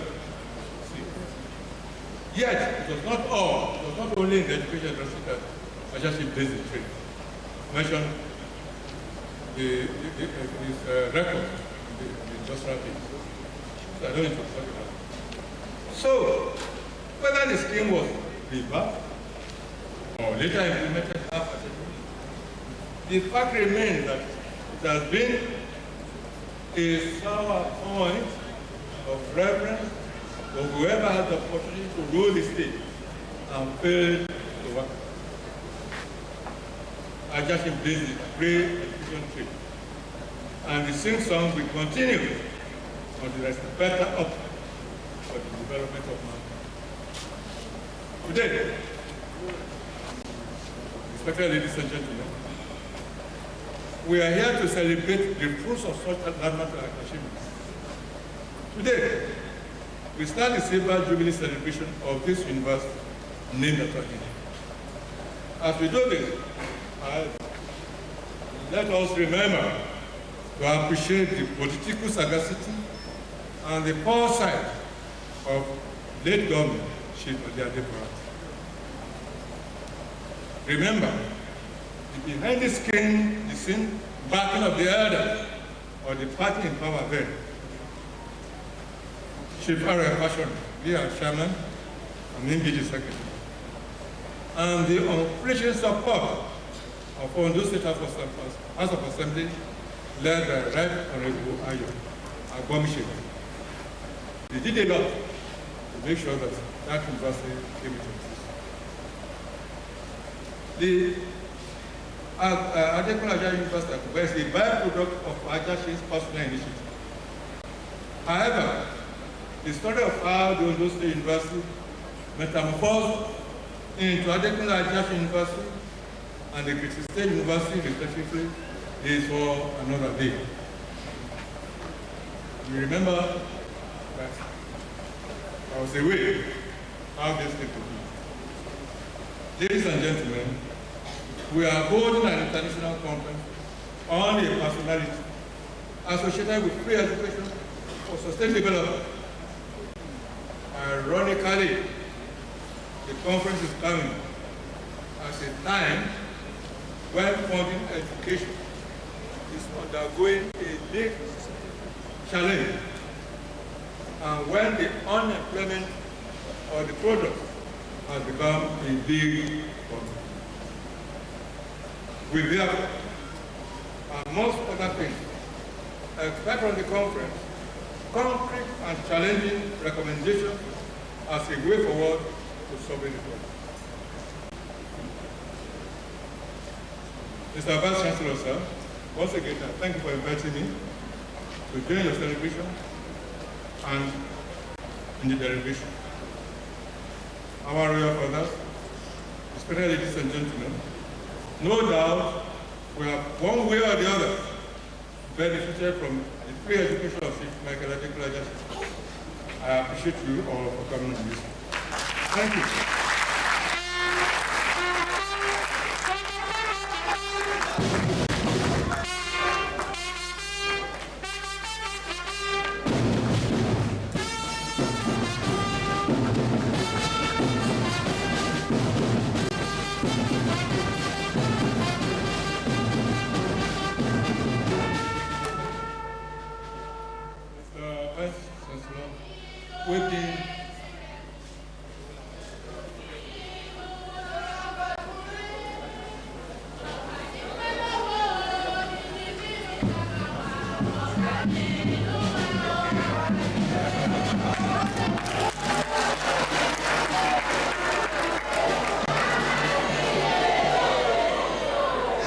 the Vice Chancellor, sir, we are talking about group. From that to old age. This university started on a low level. We hope you're going to appreciate and to see things to move forward. The book I'm presenting to you has an analogy about proof and things like that. The first stage of the problem, like Professor Mikusi said, it is entitled The Psychology of Grade O. This university is grade O. I want to give you this book. You look critically.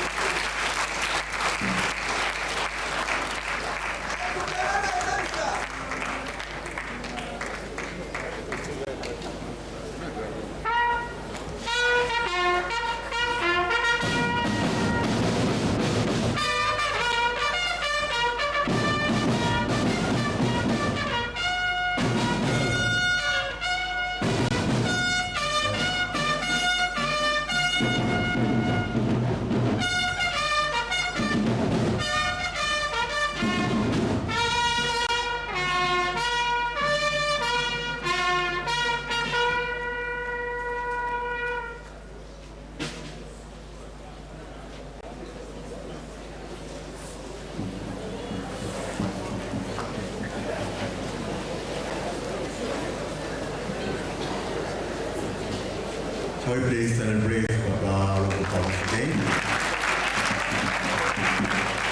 We celebrate you, sir. Thank you very much. As anticipated, you have done justice to the theme of the international conference. Once again, thank you very much, sir, on behalf of the university, for coming out to present the paper. Thank you very much. Please join us together for it once again. Thank you very much, sir. Right now is for goodwill messages and donation towards AAUA 25th anniversary project. So,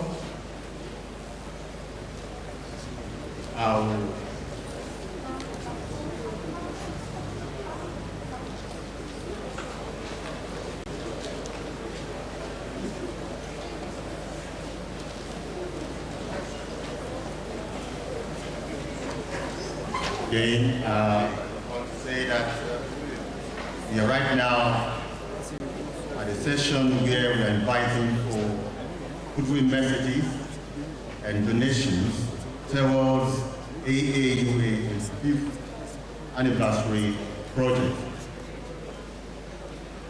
And we are going to start from members of the top table.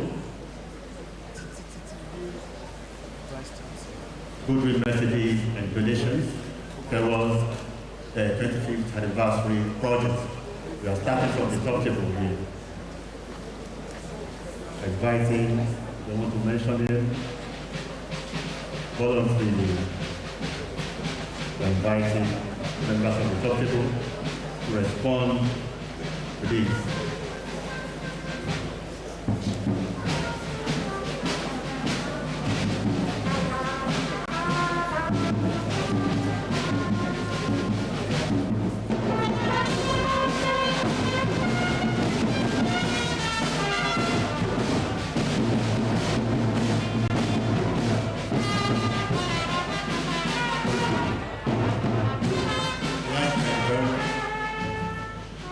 If you have anybody here who have a good message for the university, it's time for you to make such a presentation.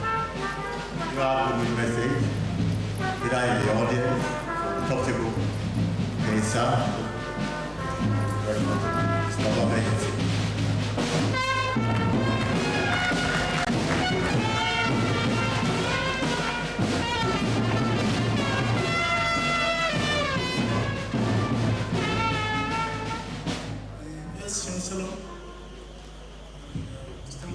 Existing protocol.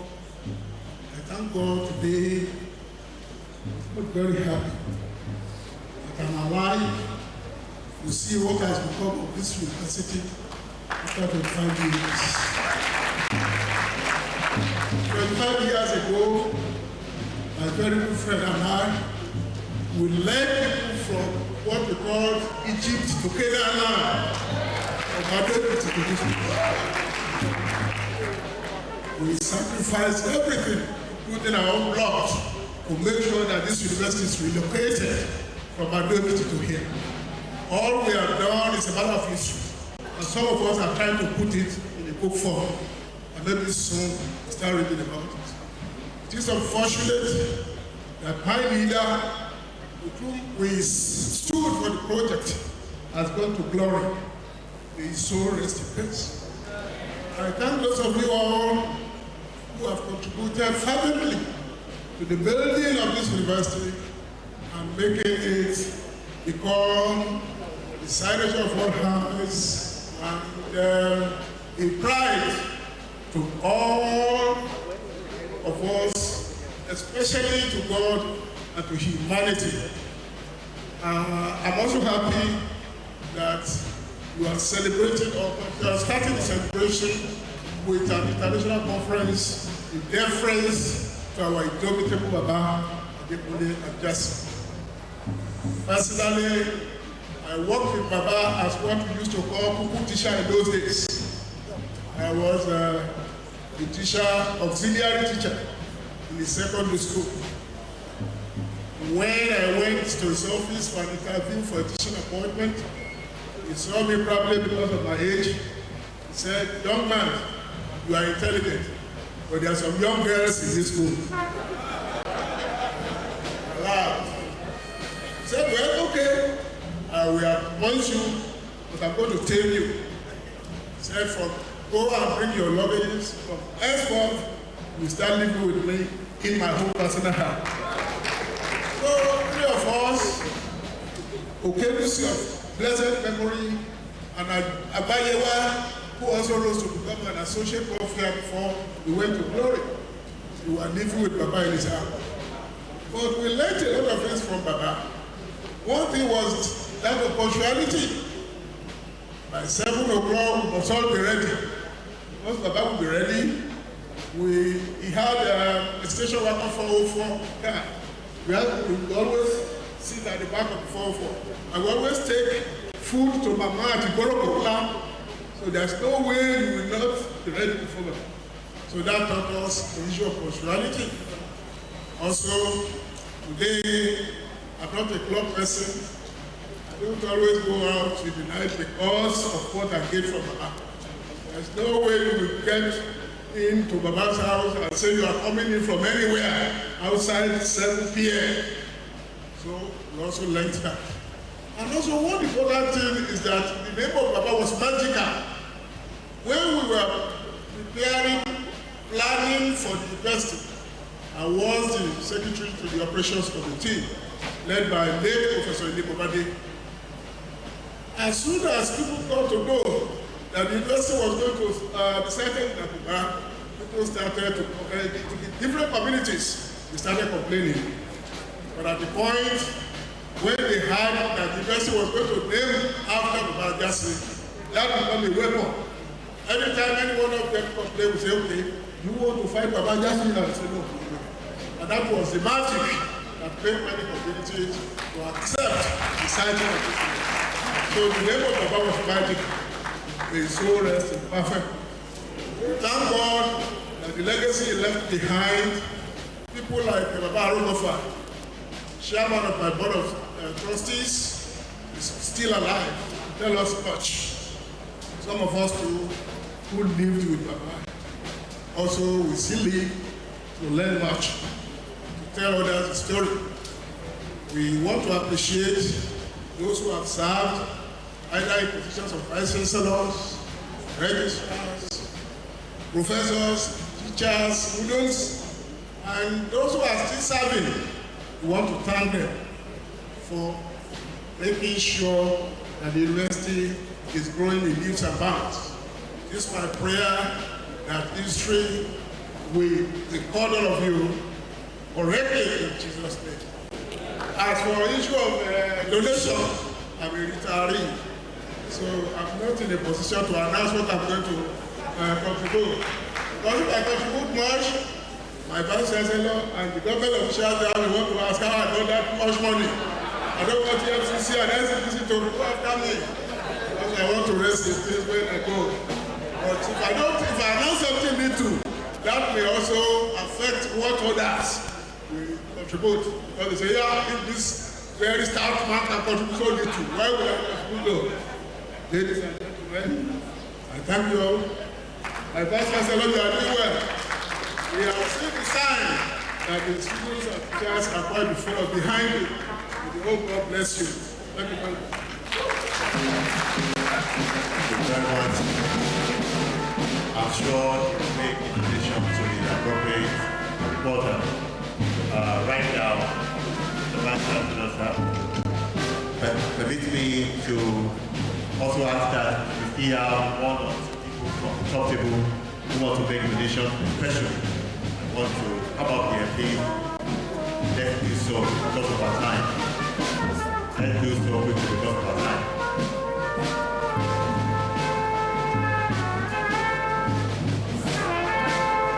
All right, thank you very much. In the absence of okay. Captain Mohan. Thank you. Please join together, please. Ajasin, please, get you ready.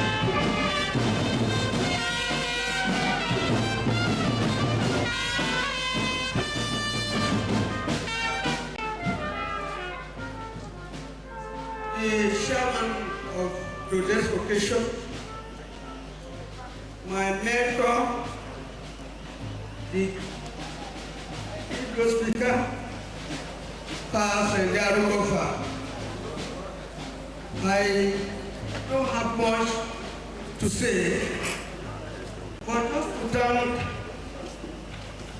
the vibrancy and the method of actually actualizing, making things possible the way it ought to be made possible. By seeing my father, in spite of the age, going through all the issue of life, as to what is making those of us who are just coming behind what we have today, and what the past has actually been for those of you who are just very young, to be able to say, to know exactly what is making you. Somebody made somebody. The people who are making us, the people like Baba Adekunle and Baba Ajasin.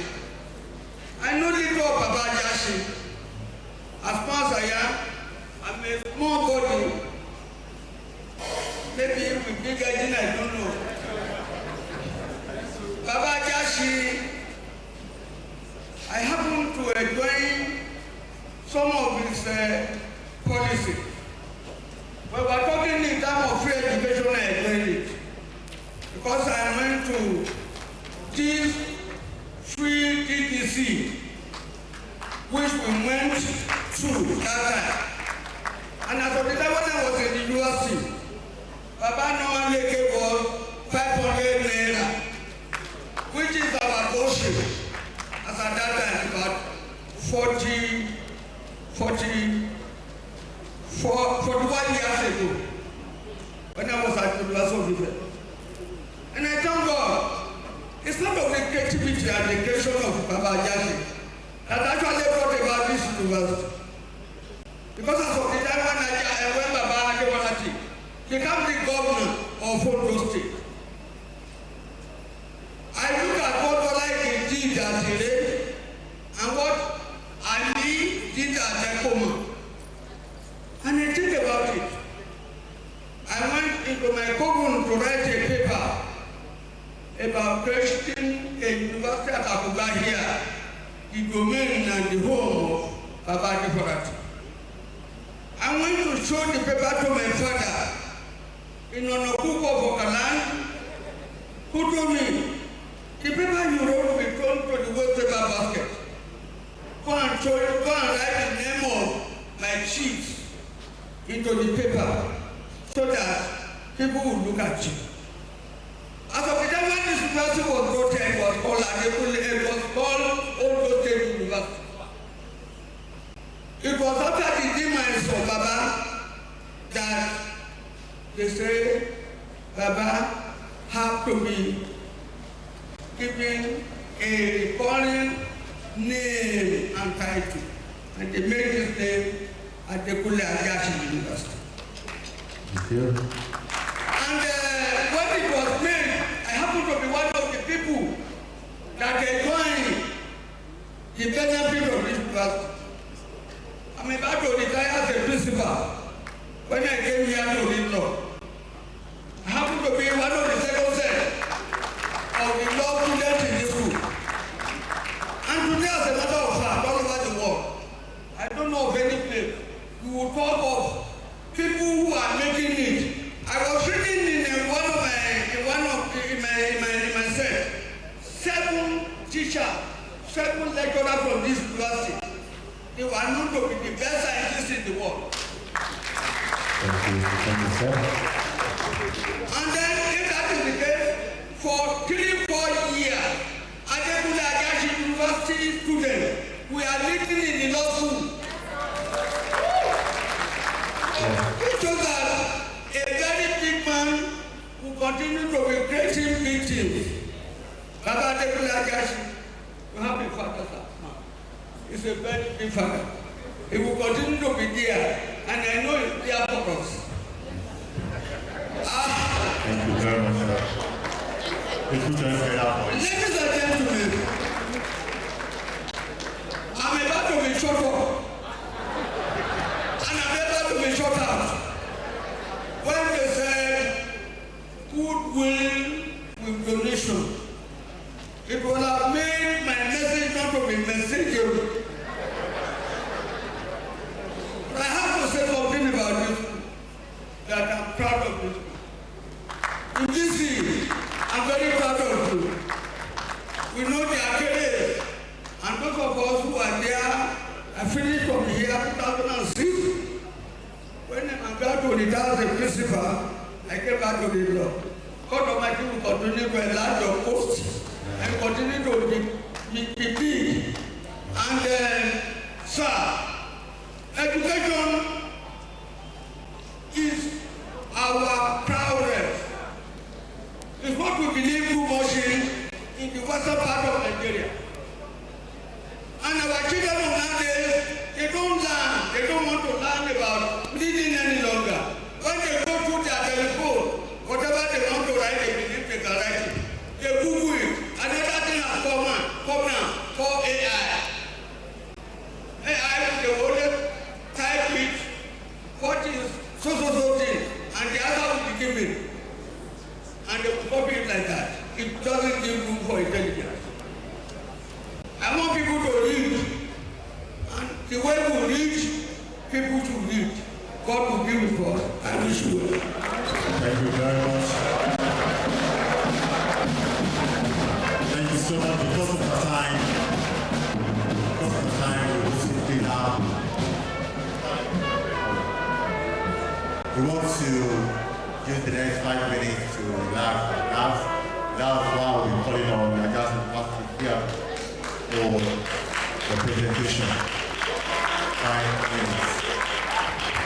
Thank you. Good afternoon.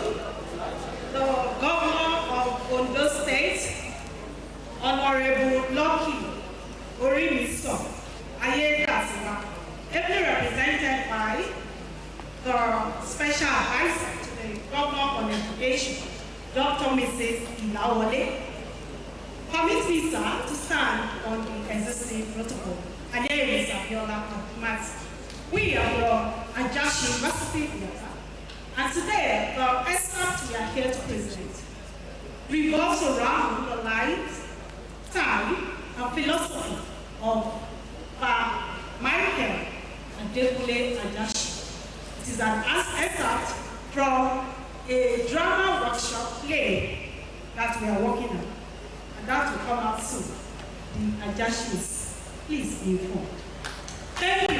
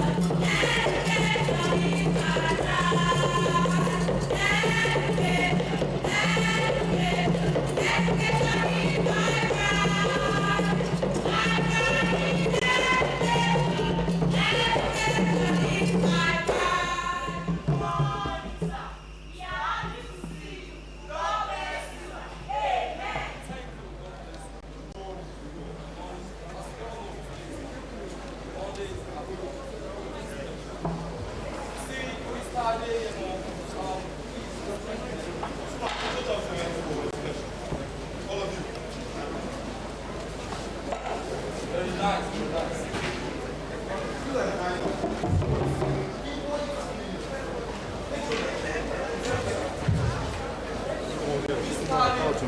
your stand.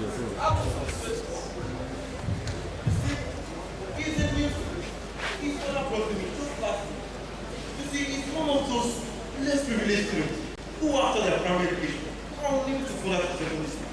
For good grades, to the fair education system, I'm able to join. But that doesn't make me happy. I don't think I need to. Is that this? Hey, you know, I am highly disappointed. Why are you coming late? And it's a very good student. A very bright one indeed. I'm going to pardon you today. But I don't want you repeating this. So students, I want you to be good. You are dismissed.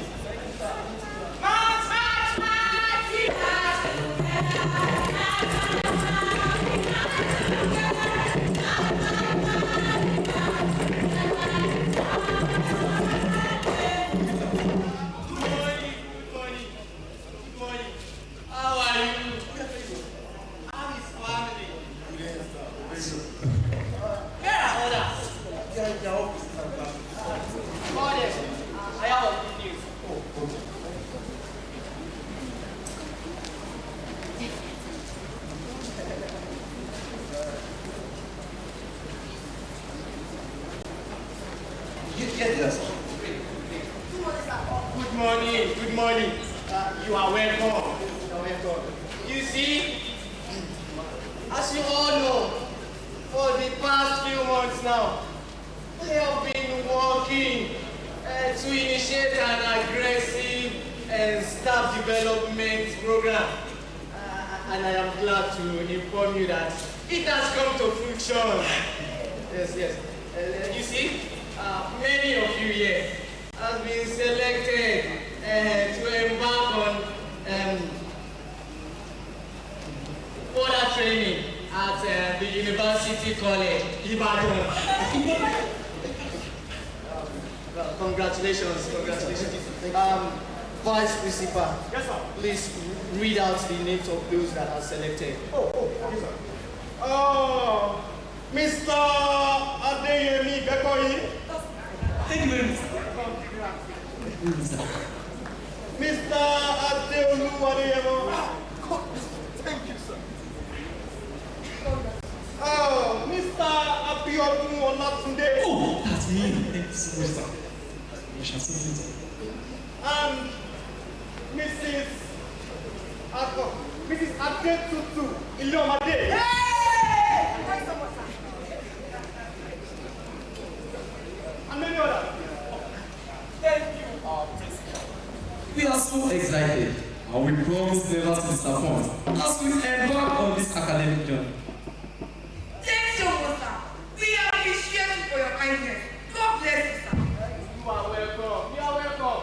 All we need from you is your hard work. Thank you, our Father. Yeah, thank you, our Father. Thank you, Pa Adekunle Ajasin.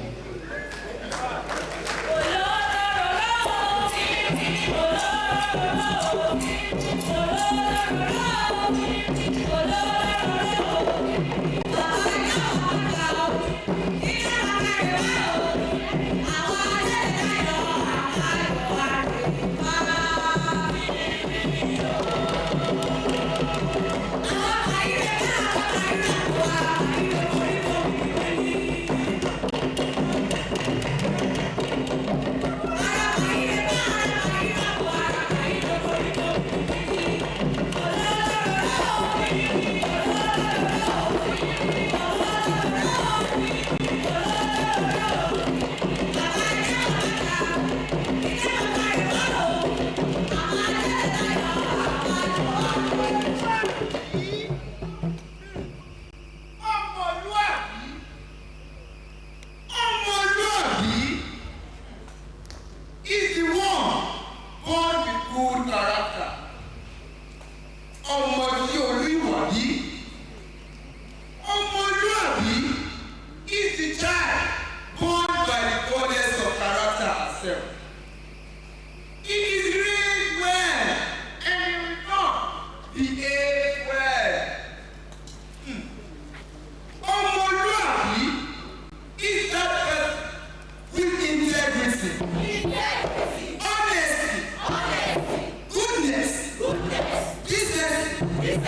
truthfulness, values, ethics, morals, and honor.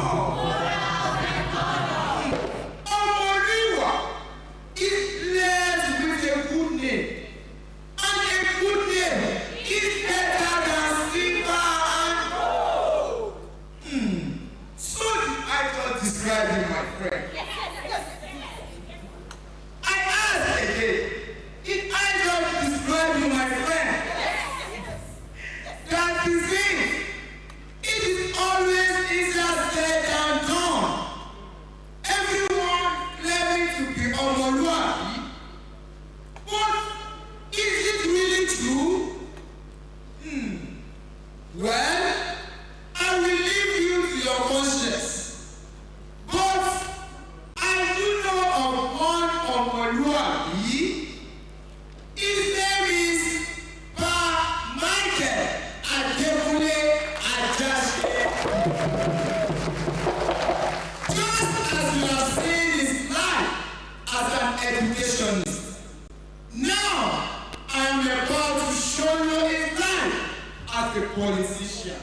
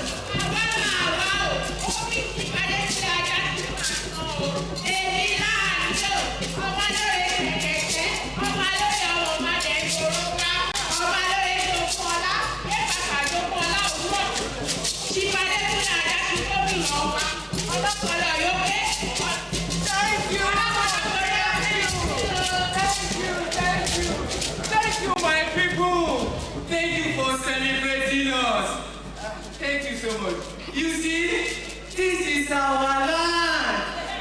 Yes, Ondo State. I mean, this is our own state. You see, as you all know, that in the next few weeks, the election will be taking place. And you see, you must vote for us. I mean, you should vote for us. Without you, we are nothing. You see, you have to vote. You have to vote for UPN. UPN! UPN! UPN! A vote for UPN! A vote for UPN! A vote for UPN!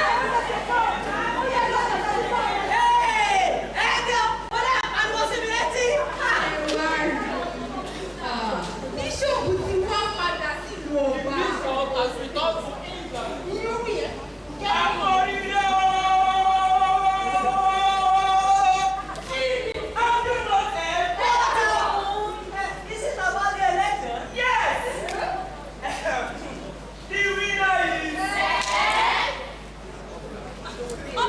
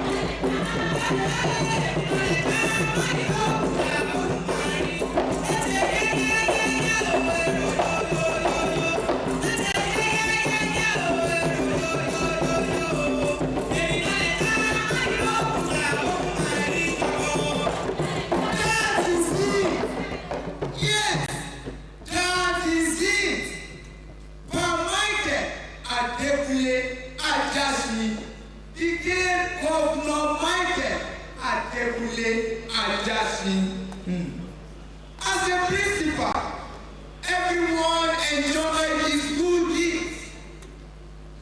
And after he became the governor of Ondo State, he was the best that ever came. Having realized that many children and youth are not in school because their parents could not afford it, then he and his political team members declared free education for all, and many people benefited from it. And I will tell you, many of our fathers benefited from it. Bimo bimo koto dagba. Bimo bimo koto dagba.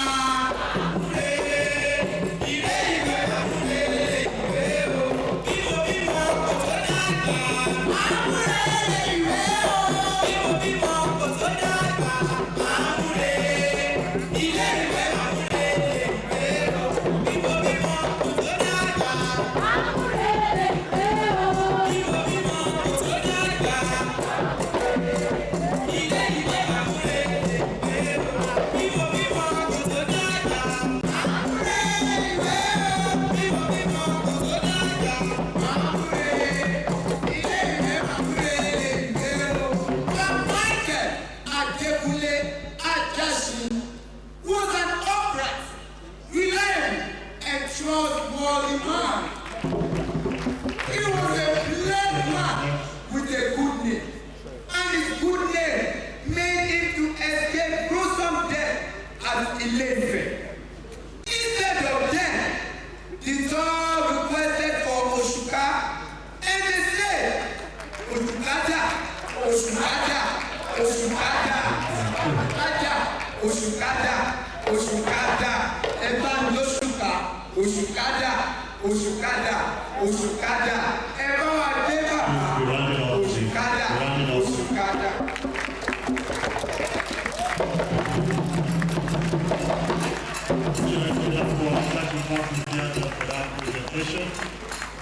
Thank you very much. Keep it your move.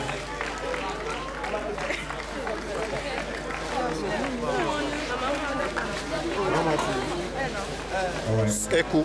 Round of applause for them once again, please. Let's do that quickly.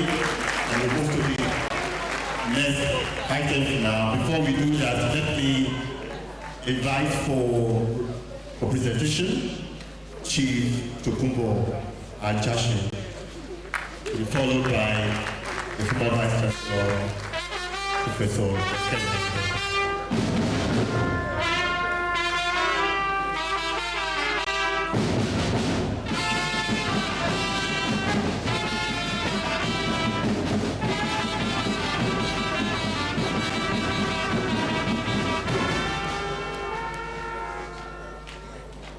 Governor of Ondo State, ably represented by Special Advisor, and Vice Chancellor of Adekunle Ajasin University.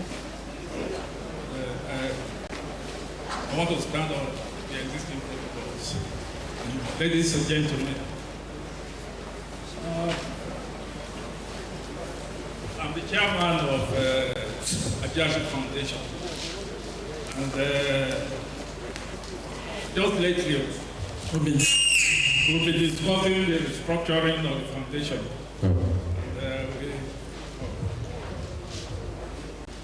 In the process, they are trying to put up a strategic plan for 2025. And the university, Adekunle Ajasin, is an essential part of that plan.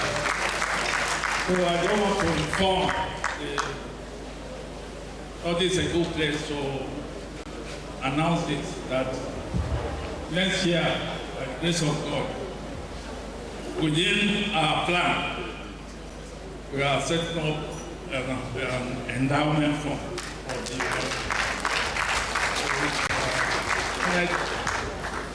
so I want to thank you for this the opportunity to come here and talk to you. And I'm thankful to the university for what they have done with this event. because it's something to have a university and then for the university itself to honor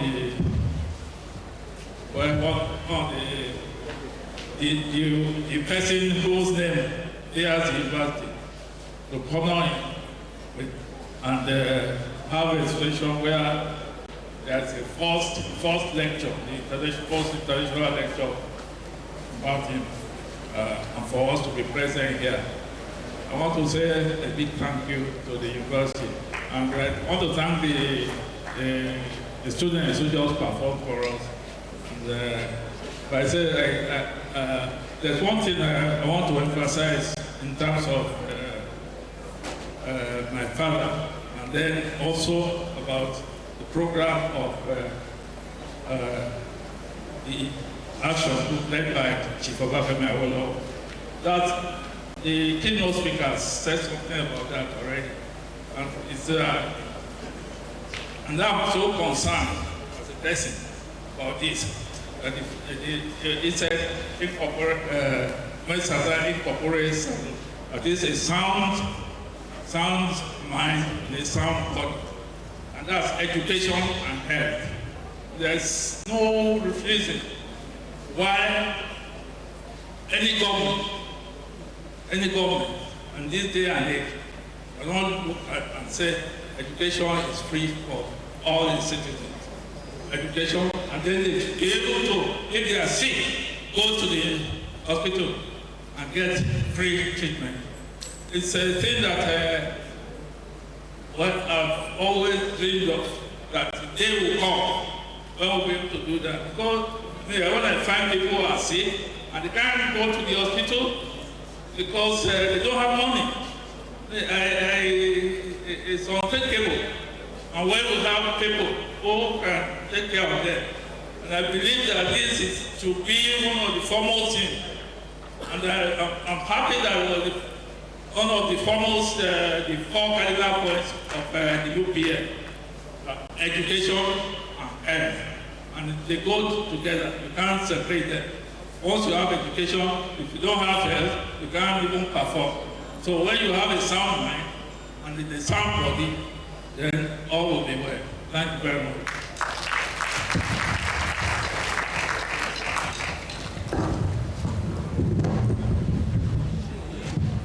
Thank you very much.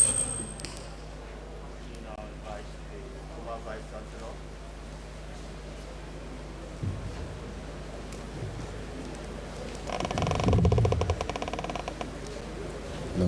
Yeah. Please to invite the former Vice Chancellor, Professor Adekunle for his presentation.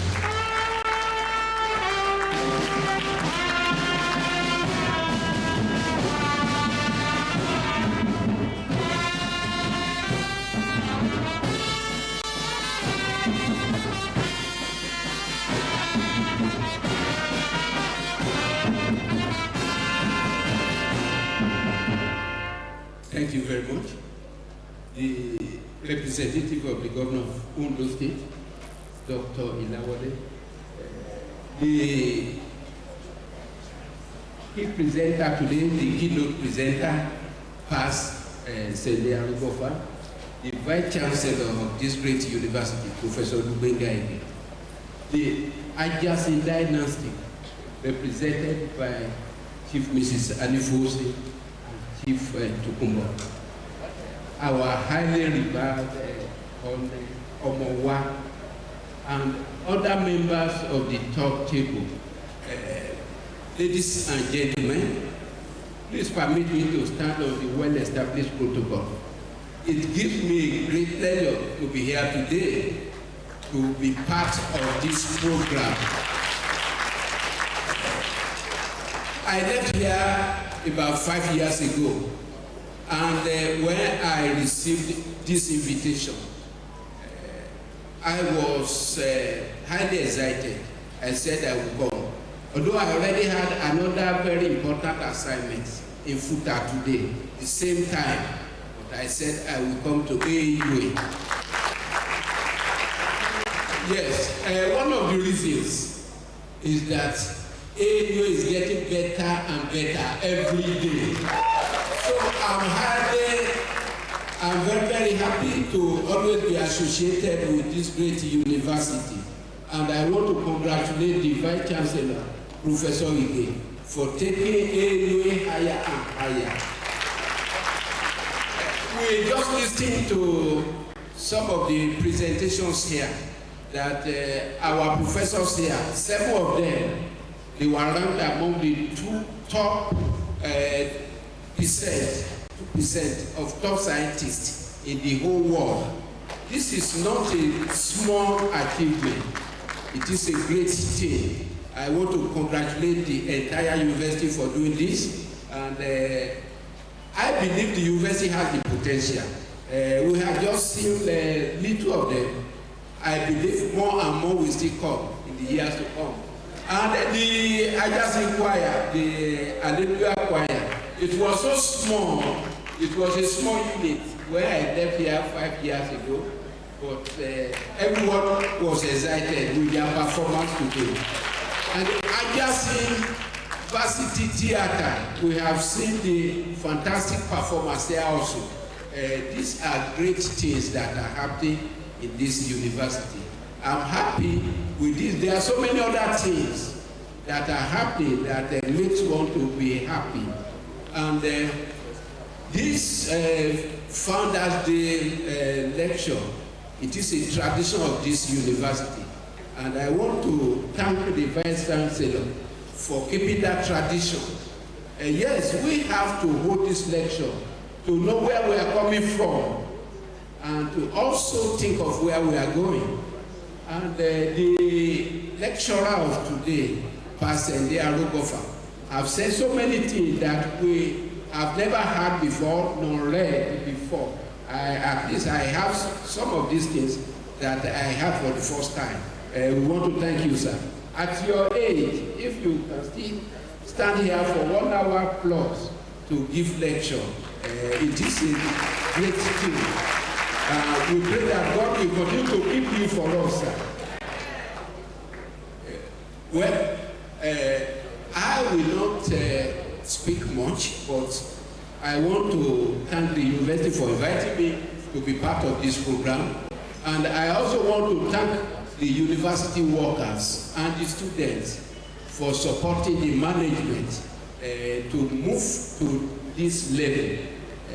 It is a good thing. If they don't work together, it will be difficult to achieve this. So I want to congratulate all the professors and other categories of the lecturers and other workers for keeping the flag flying. By the grace of God, the university will continue to move higher and higher. Once again, thank you and God bless. Thank you very much.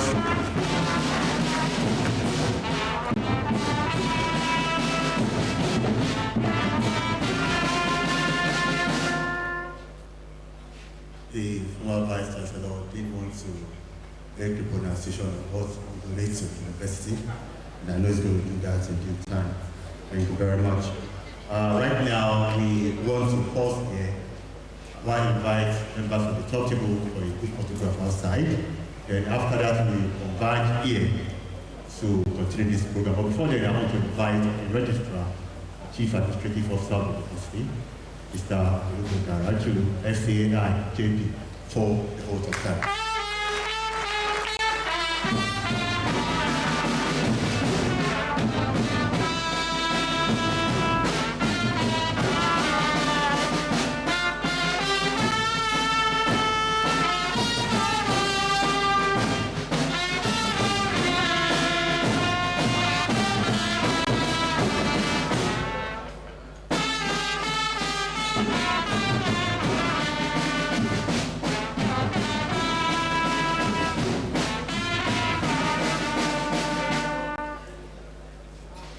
The chairman of this occasion, His Excellency, Honorable Lucky Orimishaye, that you are Governor of Ondo State, ably represented by Dr. Mrs. Lawale, the keynote speaker, Baba Saide Arogopa, OFR, the Vice Chancellor, other courtesies duly extended. I've been asked to appreciate all of you here for coming to grace this occasion. We have a lot to learn from the address of Mr. Governor. We have a lot to learn from the address of the keynote speaker. One thing is very certain, there is unquantifiable reward for good leaders and leadership. The good name of Baba Ajasin saved him and others from untimely death. And I want us to learn a lesson from that. Thank you very much. We have also heard that Baba Ajasin played key roles that ensure that we enjoy free education, not only during Western region, but even when he was the governor of Ondo State. We want to thank God for his life, and we continue to celebrate him as an icon. He was an icon, and his legacy is lived in so many ways, especially education. And is a great personality. He personifies loyalty, diligence, commitment, and undeniable love for his people. Now, Baba Aru Bofa, I want to thank you very much, sir. And I can see the glory of God all over you. Even at 86, you still read without your glasses. I pray that God Almighty will continually grant you divine health and long life.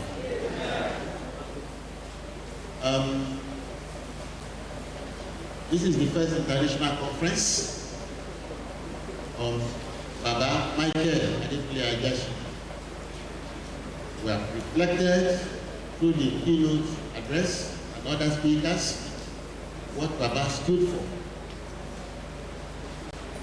We have also heard that he was not just an educationist.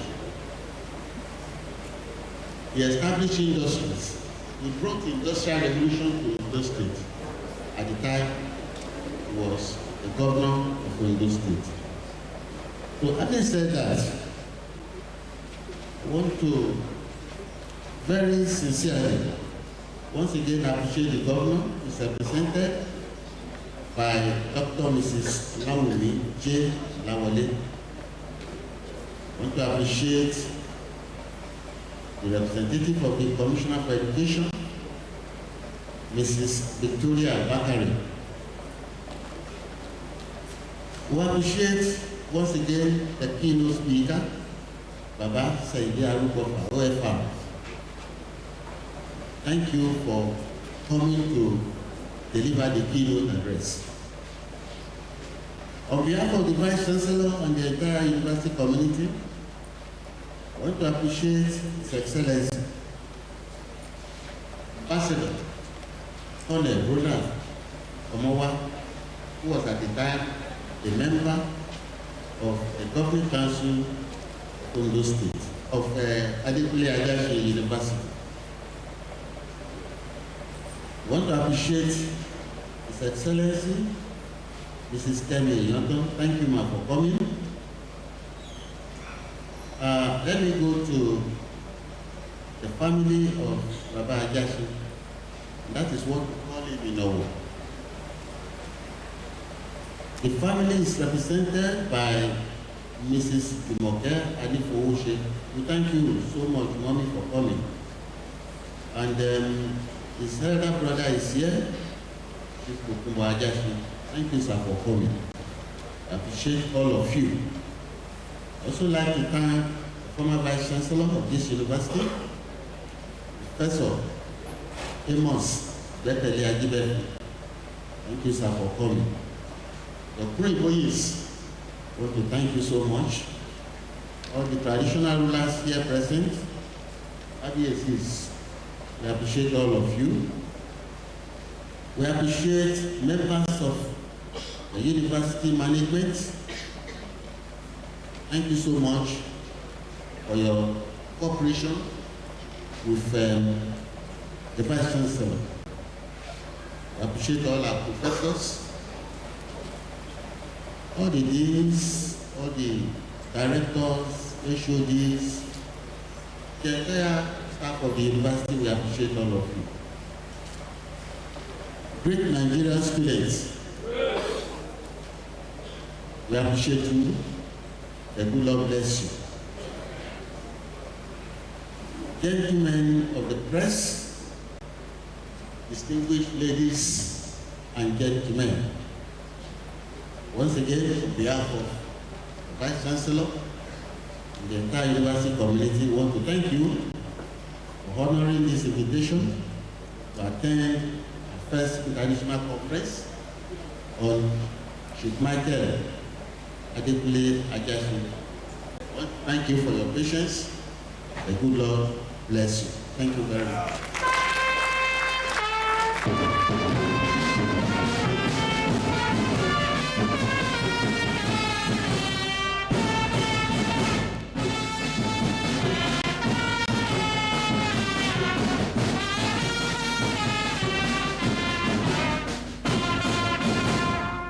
Thank you very much.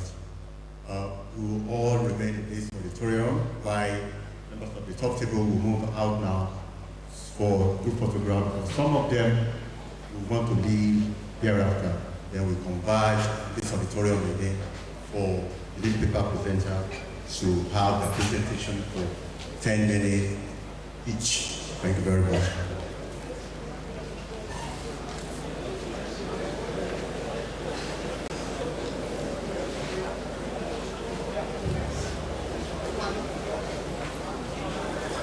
Good photograph, please. Inside.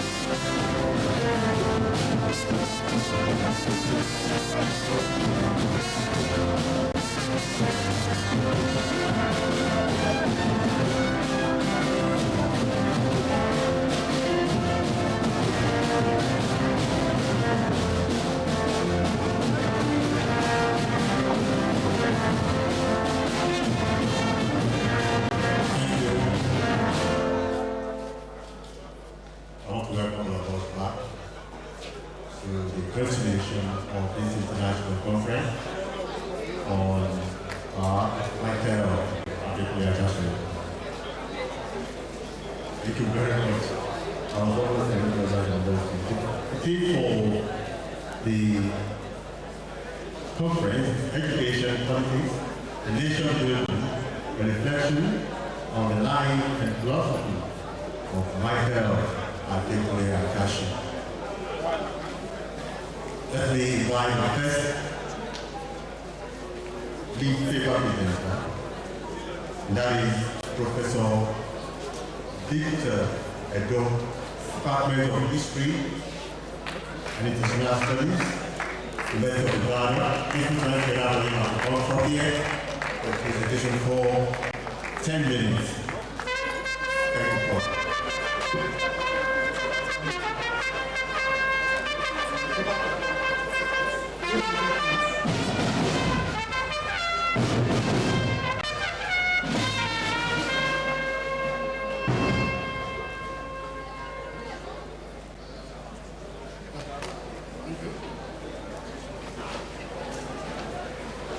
Thank you. We are welcome back. As you can see the title of my paper, I'd like to say that I am not going to bore you with what we have had other people working on. With what we have had other people talk about. Therefore, I will read the introduction. I will speak to the next 10 sections and then go to page 9. This paper places on record the role played by Chief Michael Adekunle Ajasin in the growth and development of Western education in Nigeria, among other achievements, noting his pioneering efforts from 1951 when he wrote the policy paper on free education as one of the cardinal programs, among others, for the Action Group. This initiative stood out to the Action Group, among other political parties in the country, from 1951 to 1966, as the party and government built. In 1979, under the Unity Party, as we have heard, Chief Michael Adekunle Ajasin had the singular honor of leading the party to electoral victory, and therefore formed a government in the then Ondo State. Hence, it devolved on him to put into practice a policy that he facilitated even before the attainment of independence in 1960, namely the education of the citizenry.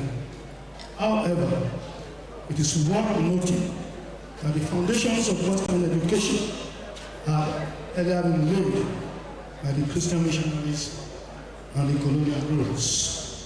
Thus, the trajectory of the growth and development of Western education can be traced before delving into the role and place of Chief Michael Adekunle Ajasin. Western education in Nigeria can be traced to the advent of the missionaries as early as the 15th century. But then, it met with little success. The second missionary journey was in the 19th century in respect of Yoruba land and the whole of Nigeria. It led to European influence on Nigeria and indeed Nigerians in all aspects of life, especially in the field of healthcare and education. Christian missions looked at education from strictly evangelical point of view. They were not interested in the promotion of secondary education. Christian missionaries were indeed not interested in secondary education, even though much later they had the privilege of establishing a number of secondary schools. Two of them, namely the CLS Grammar School in Lagos, established in 1859, and St. Gregory's College. However, within their 40 years of evangelization, they laid the foundation for education and produced notable leaders in various fields. Also, like I said, established various schools. Please go to colonial rule, please. Colonial rule and the spread of Western education. with respect to colonial rulers, they built on the foundations laid by the missionaries. However, colonial rule treated education with relatively less importance, as colonial rulers were more interested in establishing prisons and police barracks.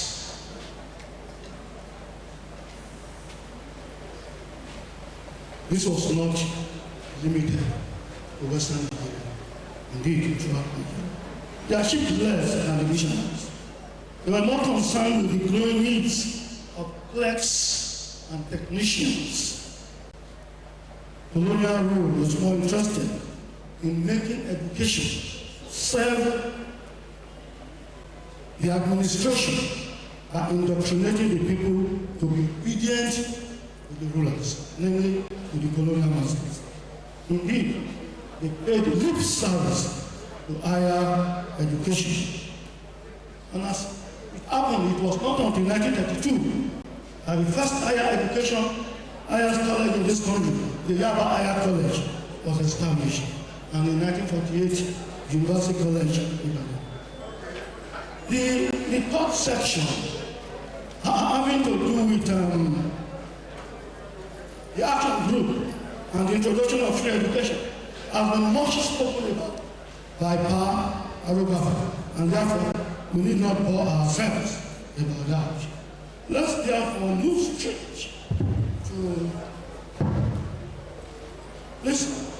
go to the introduction and implementation of free education in Ondo State. Chief Michael Adekunle was part of the team that worked to make universal primary education introduced in Western region in 1955 a huge success. He was credited with writing the policy paper, no doubt. He had just gotten enough experience to begin free education from primary to secondary schools in Ondo State when he was elected executive governor in 1979. As a governor of Ondo State, he embarked on the initiation of a free education policy. His interest in introducing free education in the state was driven by the strong conviction he shared with the leader of the UPN. Furthermore, Chief Ajasin was well acquainted with the fact that education encourages social mobility and serves as an instrument for strengthening the country's socio-economic and political structure. He was not bothered by the negative opinions of his skeptics on free education. It did not take time before the implementation of the free education program began in the state, which was executed by the then Commissioner for Education, Dr. N.F. Aina. Various steps were taken to ensure free education had a sound footing in the state. With the declaration of free education, private schools were closed. The boarding house system was also phased out. The government established new secondary schools in rural and urban communities that were in their need of them. The government requested the communities that needed schools to build classrooms to encourage the government to take them over and run the schools. It was commendable that each community where new schools were established built a block of 6 classrooms as requested by the government. In addition, the government built more classrooms and provided adequate facilities for the new schools. Furthermore, the government established primary schools and secondary schools in every possible place in the state for accessibility. Students from their residential areas were not to walk very far to get to their schools. It is therefore significant that under the administration of Chief Michael Adekunle from 1979 to the period, the indigenous and citizens resident in Ondo State enjoyed free education under the banner of the UPN. What then was the impact of free education? The most significant and viable impact was the removal of school fees in primary and secondary schools. This resulted in tremendous increase in the enrollment of students in the state secondary schools. It was also a highly remarkable financial relief to parents. Besides, the government provided textbooks and notebooks for the students. The new educational dispensation led to the demand for more teachers in schools. Thus, in 1980, the pressure brought upon the state government by the free education system necessitated the need, the massive requirement of secondary school teachers by the Ondo State Central Schools Board. The recruitment drive was not limited to Ondo State indigenous alone, as teachers were employed by the state government from different parts of the country, and Ghana, a neighboring country, as well as from Asian countries such as India and Pakistan.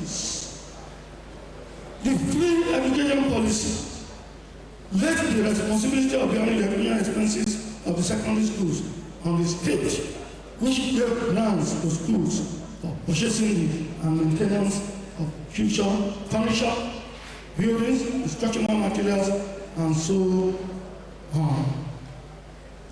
In the same vein, the Ajasin administration established tertiary institutions in Ondo State, and that has been well noted.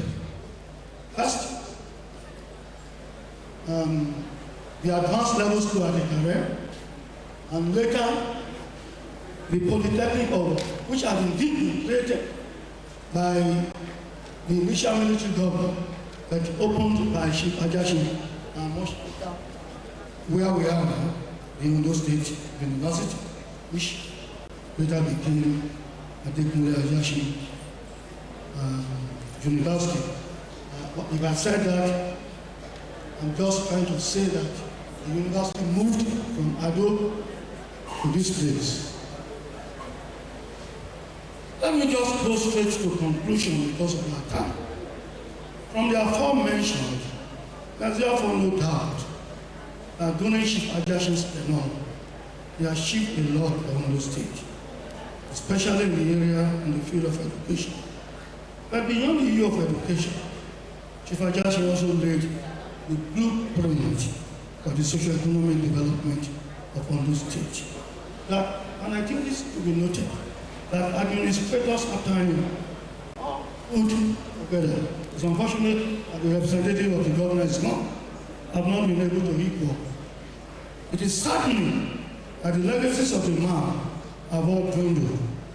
Among these legacies are Nigeria-Romania wood industry, Owena Mass Transportation Company Limited, Owena Motels, also Owena Bank, the Confidence Insurance Company, Africola, Oluwa Glass Industry, and so on and so forth. Besides, Chief Michael Adekunle Ajasin was a leader of the National Democratic Coalition, popularly known as NADECO.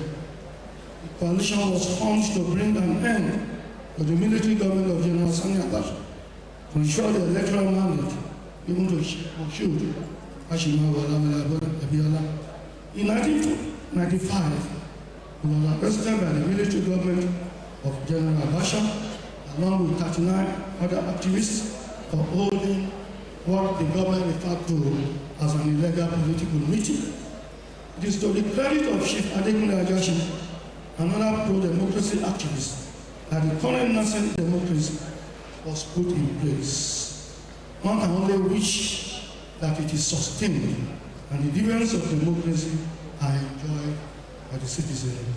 At this juncture, going forward, efforts must be made by the leadership of the state to sustain the philosophy of Chief Michael Adekunle Ajasin. This is perhaps the only way to salute the courage and wisdom of the late sage. The above can be dismissed as mere platitudes. Indeed, part of the problem thus far has been that the elite, whose business it has been to govern Nigeria, has tended to be content with these platitudes. Unless consequent on this seminar conference, we go beyond platitudes. The financial outlay, and I can see that the university has spent so much on the international conference put together by the Departments of History and Asian Studies, Philosophy and Political Science, on behalf of the Adekunle University, Akunle would have been an unjustifiable waste. Thank you. Thank you very much. Please let's put hands together for him once again for that presentation. Without further ado, let me bring up the next lead paper presenter, and that is Dr. N.H. Ajasin, Head of the Department of Political Science at Adekunle Ajasin University. Please put your hands together for him as he comes up here. I think his representative and guest. Thank you. Thank you.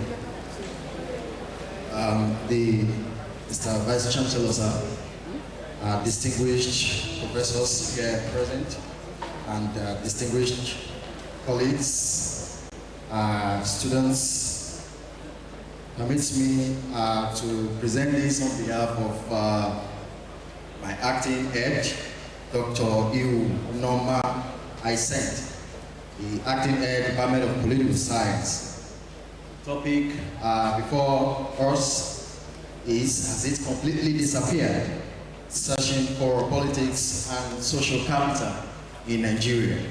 While several of the speakers are focused on the educational policies of Chief Michael Adekunle Ajasin, this paper specifically speaks to the social capital embedded in Michael Adekunle Ajasin.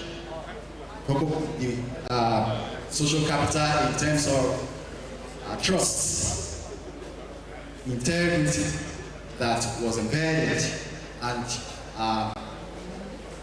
exemplary that was obvious in the life of Michael Adekunle Ajasin. My presentation will be cut short because of the time. So just to cut our time, I'll start by saying that the paper looks at these essential features to see that to drive economic development and drive national development in Nigeria, there is the need for leaders and citizens alike to begin to adopt the philosophies and teach the philosophies of Michael Adekunle Ajasin in order to drive economic development.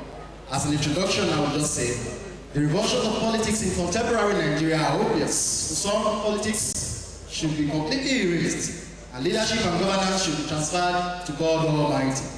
Some being ignorant, clamor for military intervention, unaware that the African military is not abhorrent of politics, but are embedded in it. This group can be classified as belonging to the utopian group.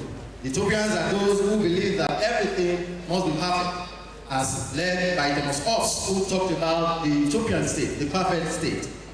The state, as the construction of the controversy, becomes the first to be attacked as the embodiment of imperfection. This sense of people in contemporary times are influenced by the notion expressed by Karl Marx, who saw the state as an entity, as entirely a negative entity. The government that executes the will of the state is, according to Karl Marx, just a weapon of the ruling class to keep others in line or to conform to their whims and caprices. Political power in this context serves merely as the organized power of one class to oppress another. Van Dyck defines politics as a struggle among classes over conflicting public or political desires and interests. David Easton says politics is the authoritative allocation of values, and our last word defines politics as who gets what, when, and how, and not only has, that's why, who gets what, when, how, and why.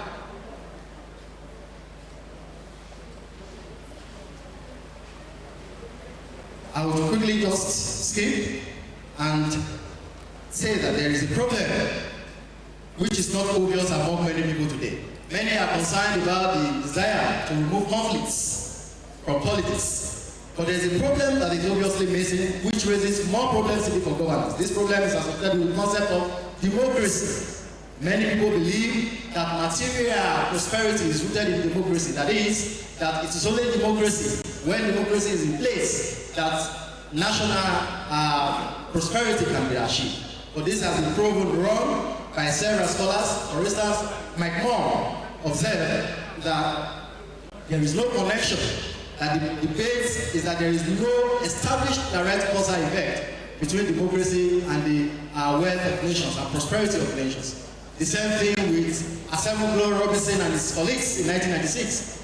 In their book, Why Nations Fail, they have proven that institutions, rather than the democratic institutions or rather than democracy, is a panacea to development, to national development.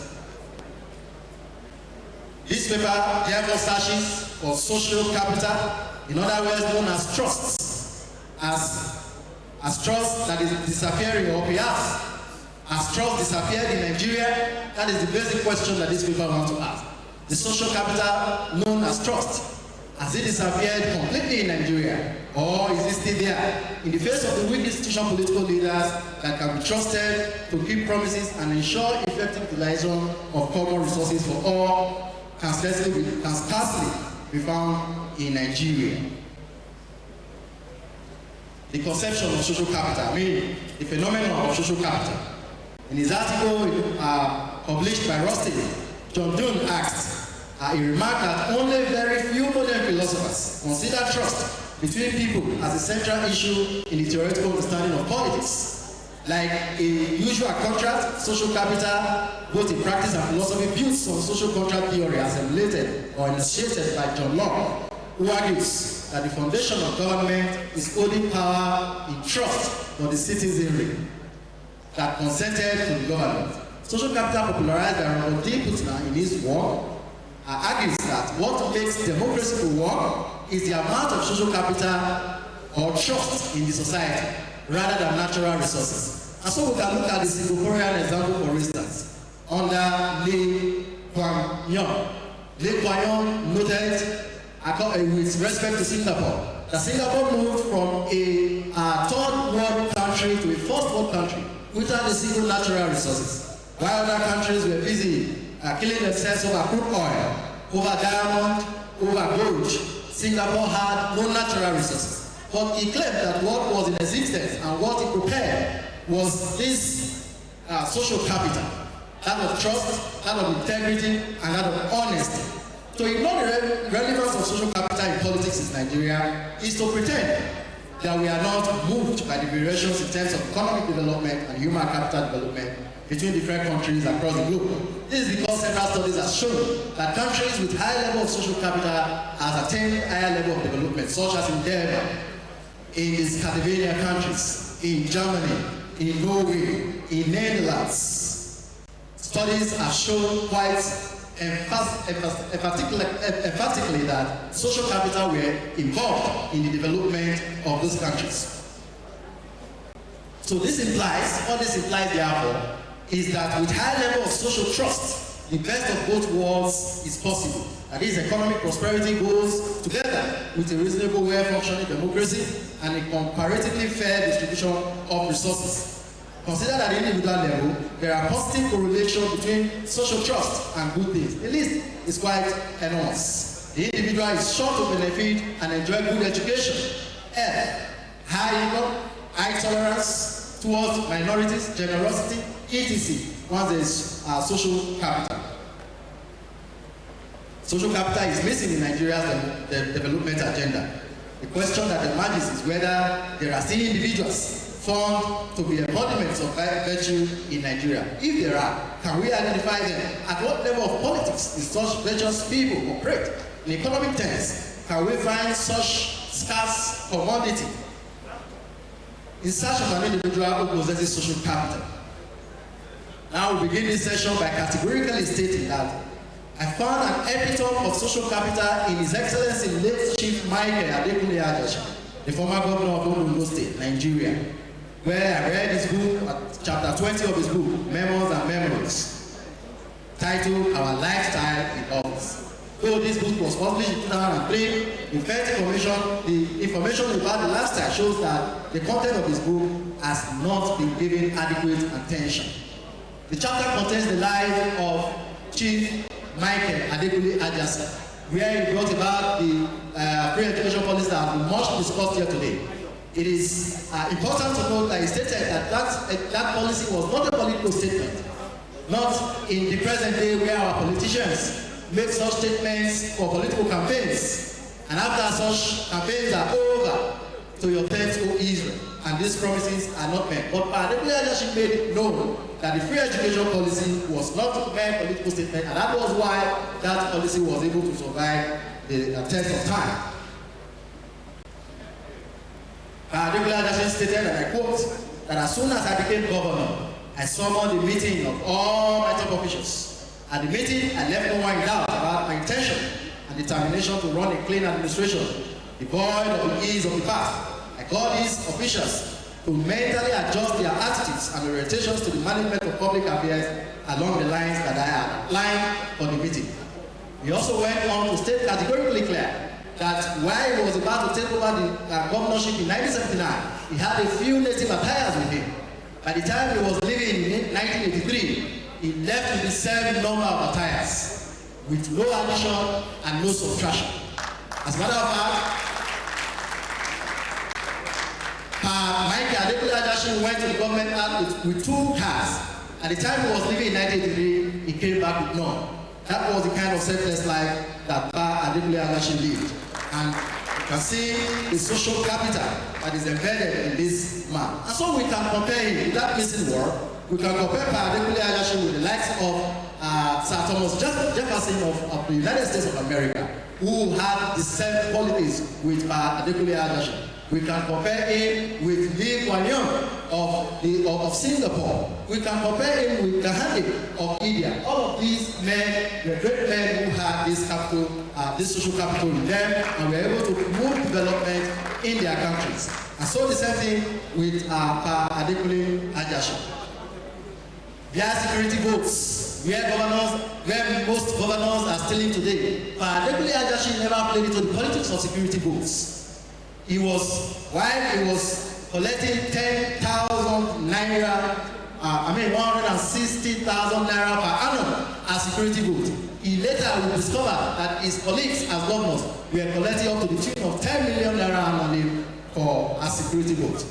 As a matter of fact, there was a clash between Adekunle Ajasin and the House of Assembly members who went to romance with him to ensure that they can be able to steal from the security vote. But he turned it down outrightly, and he kept collecting his 160,000 per annum on security vote, while his mates were collecting over 10 million naira per annum. Africa has ignored social capital as the wealth of a nation. Therefore, it has remained missing in its development agenda. This is contrary to countries cited earlier, who has ranked high in social capital and have high level of development. The social capital is also a nation's wealth. Can easily be learned from the Singaporean example. Social capital was the bedrock of the foundation upon which Lee Kuan Yew inaugurated Singapore. What is the consequences of undermining social capital? Haven't heard what we can benefit from enhancing social capital in humans. What is the consequences of undermining it? Trust, honesty, and integrity are largely ignored in developing nations. That is why they are where they are today.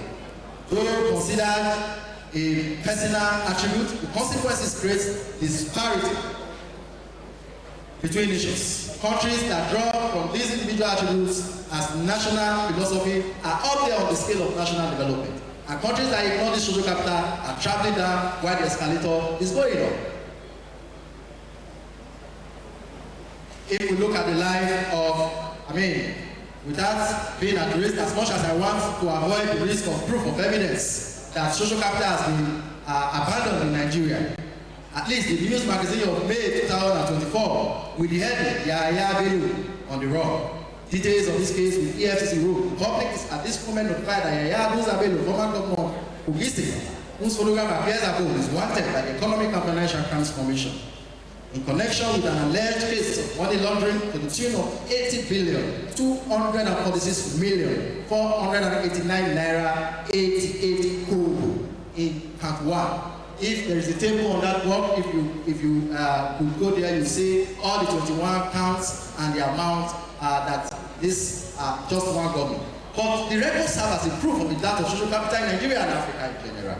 The question is, how many state governments are engaged in the same practice as Yahaya Bello? The narrative can be extended to the 774 local governments in Nigeria, ministries, departments, and agencies in Nigeria, and their branches abroad. Yaya Bello's case is the most recent, and I'm aware of the difficulties some civil servants from Kogi State went through during their part-time program in political science and public administration over the payment of school fees in Adekunle Ajasin University, while the governor married on the resources of the state. I conclude. Lack of social capital is the root of the maladies bedeviling our nascent democracy. The incidents of godfathers, buying of democracy, popularly known as gold buying, the tragedy of African democracy known as seat-tie syndrome, falling off or collapsed roads, infrastructural decay, banditry, dysfunctional institutions, including the judiciary, falling standard of health care delivery, and other things too numerous to mention are obvious in Nigeria. To contain these challenges, educational institutions should domesticate curricula designed to explicate the impeccable personalities such as Chief Michael Adekunle Ajasin of Ondo State. The Department of Political Science is available to help craft an academic curriculum that would usher in the philosophy that will set social capital as an agenda in national development. This is in line with the 3 cardinal tasks of political science, which are citizenship training, training of political office holders, and building theory. I thank you for your attention. Thank you very much, Jesus. Let's give him more hand. Let's give him more hand, please. Thank you so much for that presentation. Right now we move to question and answer. We have comments from the audience, from the conference participants. It's time for questions and comments. Anyone with questions? Comments?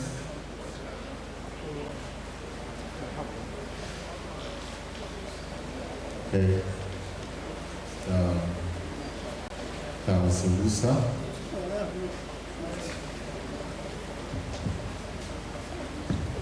Mr. Vice Chancellor, the Money Minister, Professor, Deans, staff and judge. I want to ask questions about from the presenter, the lead paper. I want to ask some few questions on the lead paper. Number one, I want to know what is the place of ideology in the Nigerian politics at the moment? Then, why is it that our political parties are not working with manifestos? Then, the third one is, what are the components of social capital as a response to that paper that will benefit the state? All right, thank you very much. Is that all response? Response from the presenter. Okay. So, like. Invited fellow, the professors, the conference, and the speaker. I want to direct my question to the second this speaker, who is standing for Dr. Ajasin. Reading through chapter 20 of Ajasin memo, he did mention of 2 categories of leadership. The born leader and the leader that are self-made. Which of these 2 types of leadership do you think can help us out of this political power that we find ourselves as a nation? Thank you very much. Please, in the back. Is that all? Okay, the last person there. Thank you. My name is Adekunle. My question goes thus. Politics, just like Ajasin, then when we talk of when we talk of the main man here, that's a late about a difference. My question goes thus. Are we really Nigeria?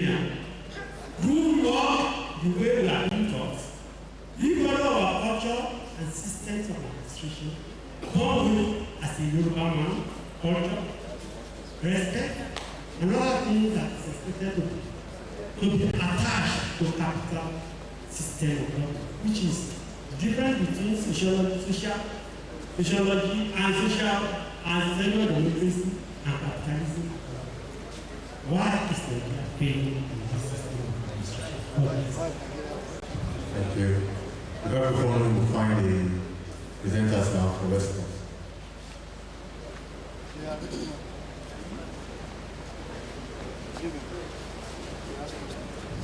Okay, thank you very much. That's for the questions. I would like to take them one after the other. Why no political ideology in Nigeria and politics? Yes, because they lack, most of them, many of them lack integrity, lack this social capital that we refer to. I think I will just answer those two questions together. You said what is social capital as defined in this paper? It refers to trust, the ability to be reposed, that trust be reposed on you, integrity, honesty of leaders. These three qualities were found in Adekunle Ajasin. But today is missing in many of our politicians, most of them. That's why we see them lacking political ideology. If Adekunle Ajasin's, the Obama was, they had what they stood for, and they stood for it either come rain or shine. But our politicians today, they do not stand for nothing. All they stand for is their pockets. And so that is what you can see them moving so fluidly from one party in the morning, another one in the afternoon, and another one in the evening because of that lack of social capital. He said, why are parties not working with, why are they not working, why are parties not working with their manifestos? I mean, exactly. Because they lack integrity. They lack trust. That is why they don't work. So what for them manifestos are to win the election. It's to deceive the people to win the election. That's why Adekunle Ajasin said, look, the free education that we are putting up, the free education policy, it is not for the purpose of elections. This one has come to stay. And that is why, like I said, that is why that policy was able to stand the test of time. Because it was not a political promise. So the reason why we are not working with their manifestos is because, of course, many of the things they write here are just lies to bamboozle the public. All leaders or some leaders are born, while others are made, which wants to resolve Nigerian issue. My humble answer, Prof, is that whether born or made leaders, once you have social capital, you have the capacity, you are able to move development regardless of anything. And the whether social capital or capitalism or capital democracy or social, it doesn't matter. And that is why in the presentation that I made, some scholars have argued that there is no relationship whatsoever between democracy and the prosperity of nations. And others have argued that, look, institutions are working in nations.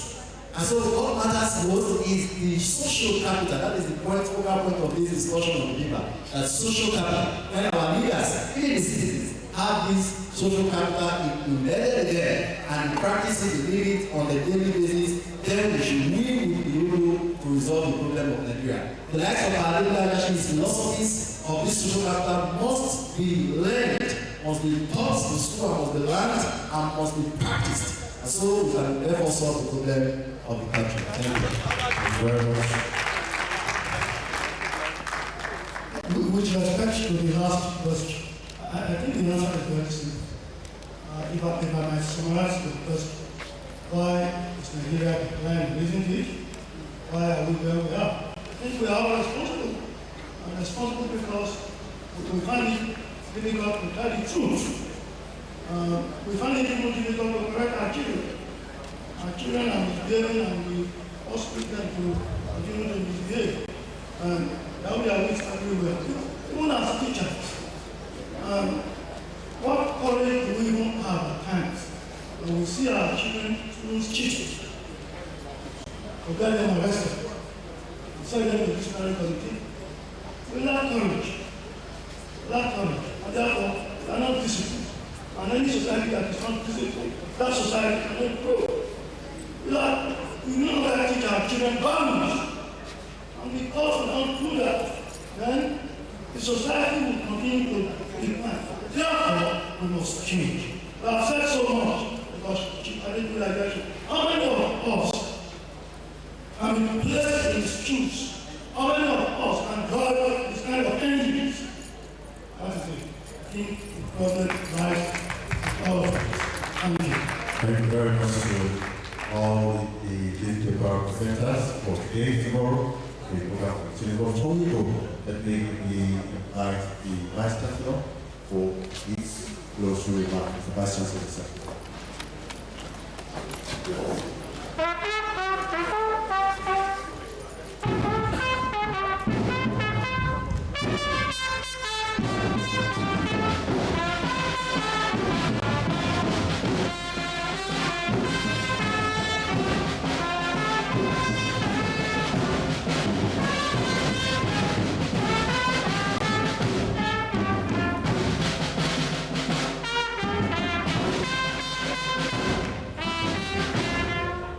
Thank you very much. Today is fast spent. I want to thank all members of staff who turned out for this international conference. Thank all of you. By the time we were planning this international conference with the Department of History, Department of Political Science, and the Department of Philosophy, we didn't think it's going to be a very, very elaborate ceremony this week. I want to say that your presence as members of staff and students have made it so elaborate. I want to thank you for that.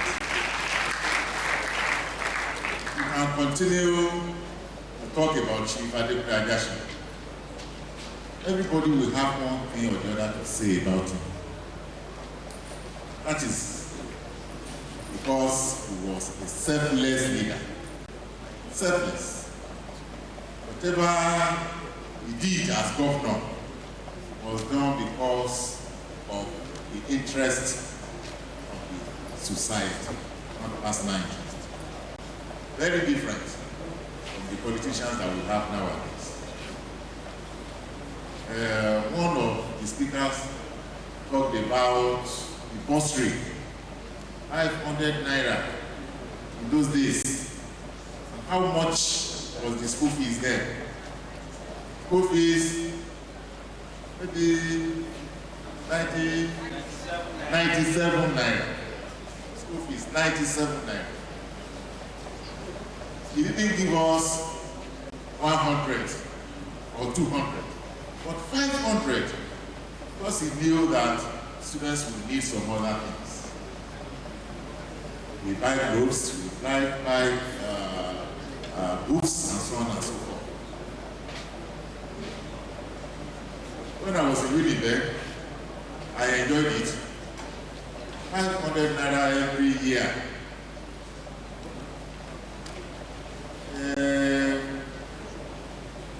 Anybody that knows my house in Itagulu? My father bought that land a long time ago before he died. My father died when I was in class 4, secondary school. Bought the land several years ago, but the family went to court. So after the usual court wahala here and there, the other family won the case. And they said we must buy the land again. And my mom told me, come and said, whenever two son, oh, father, don't worry. How much? And they said 200 naira. I said, I have 500 naira here.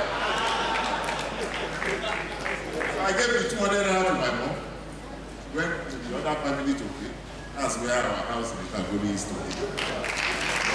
People like me forget Adekunle Ajasin. That's the story. The son of the former deputy governor to Chief Adekunle Ajasin was the man that sat there near Chief Mrs. The other time, Chief Bayo, I know. If you remember, the former deputy governor after Omamburu was Dr. N.F. Yes, Dr. N.F. I know.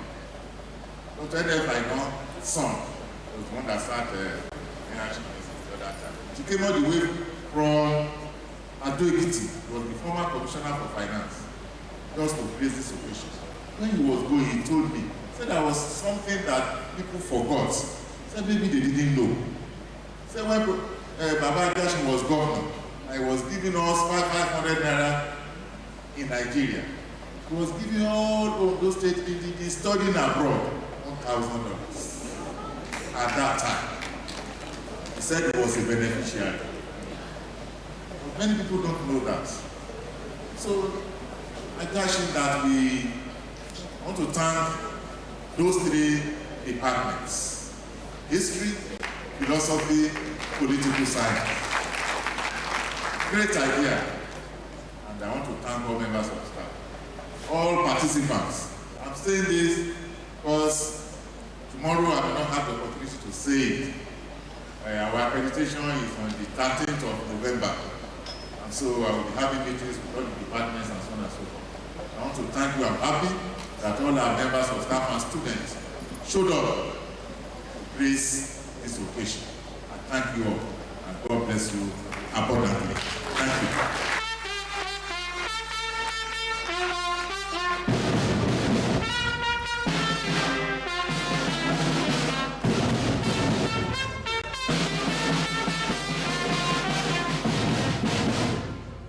Very much. Shall we please rise? Take the two anthems in reverse order.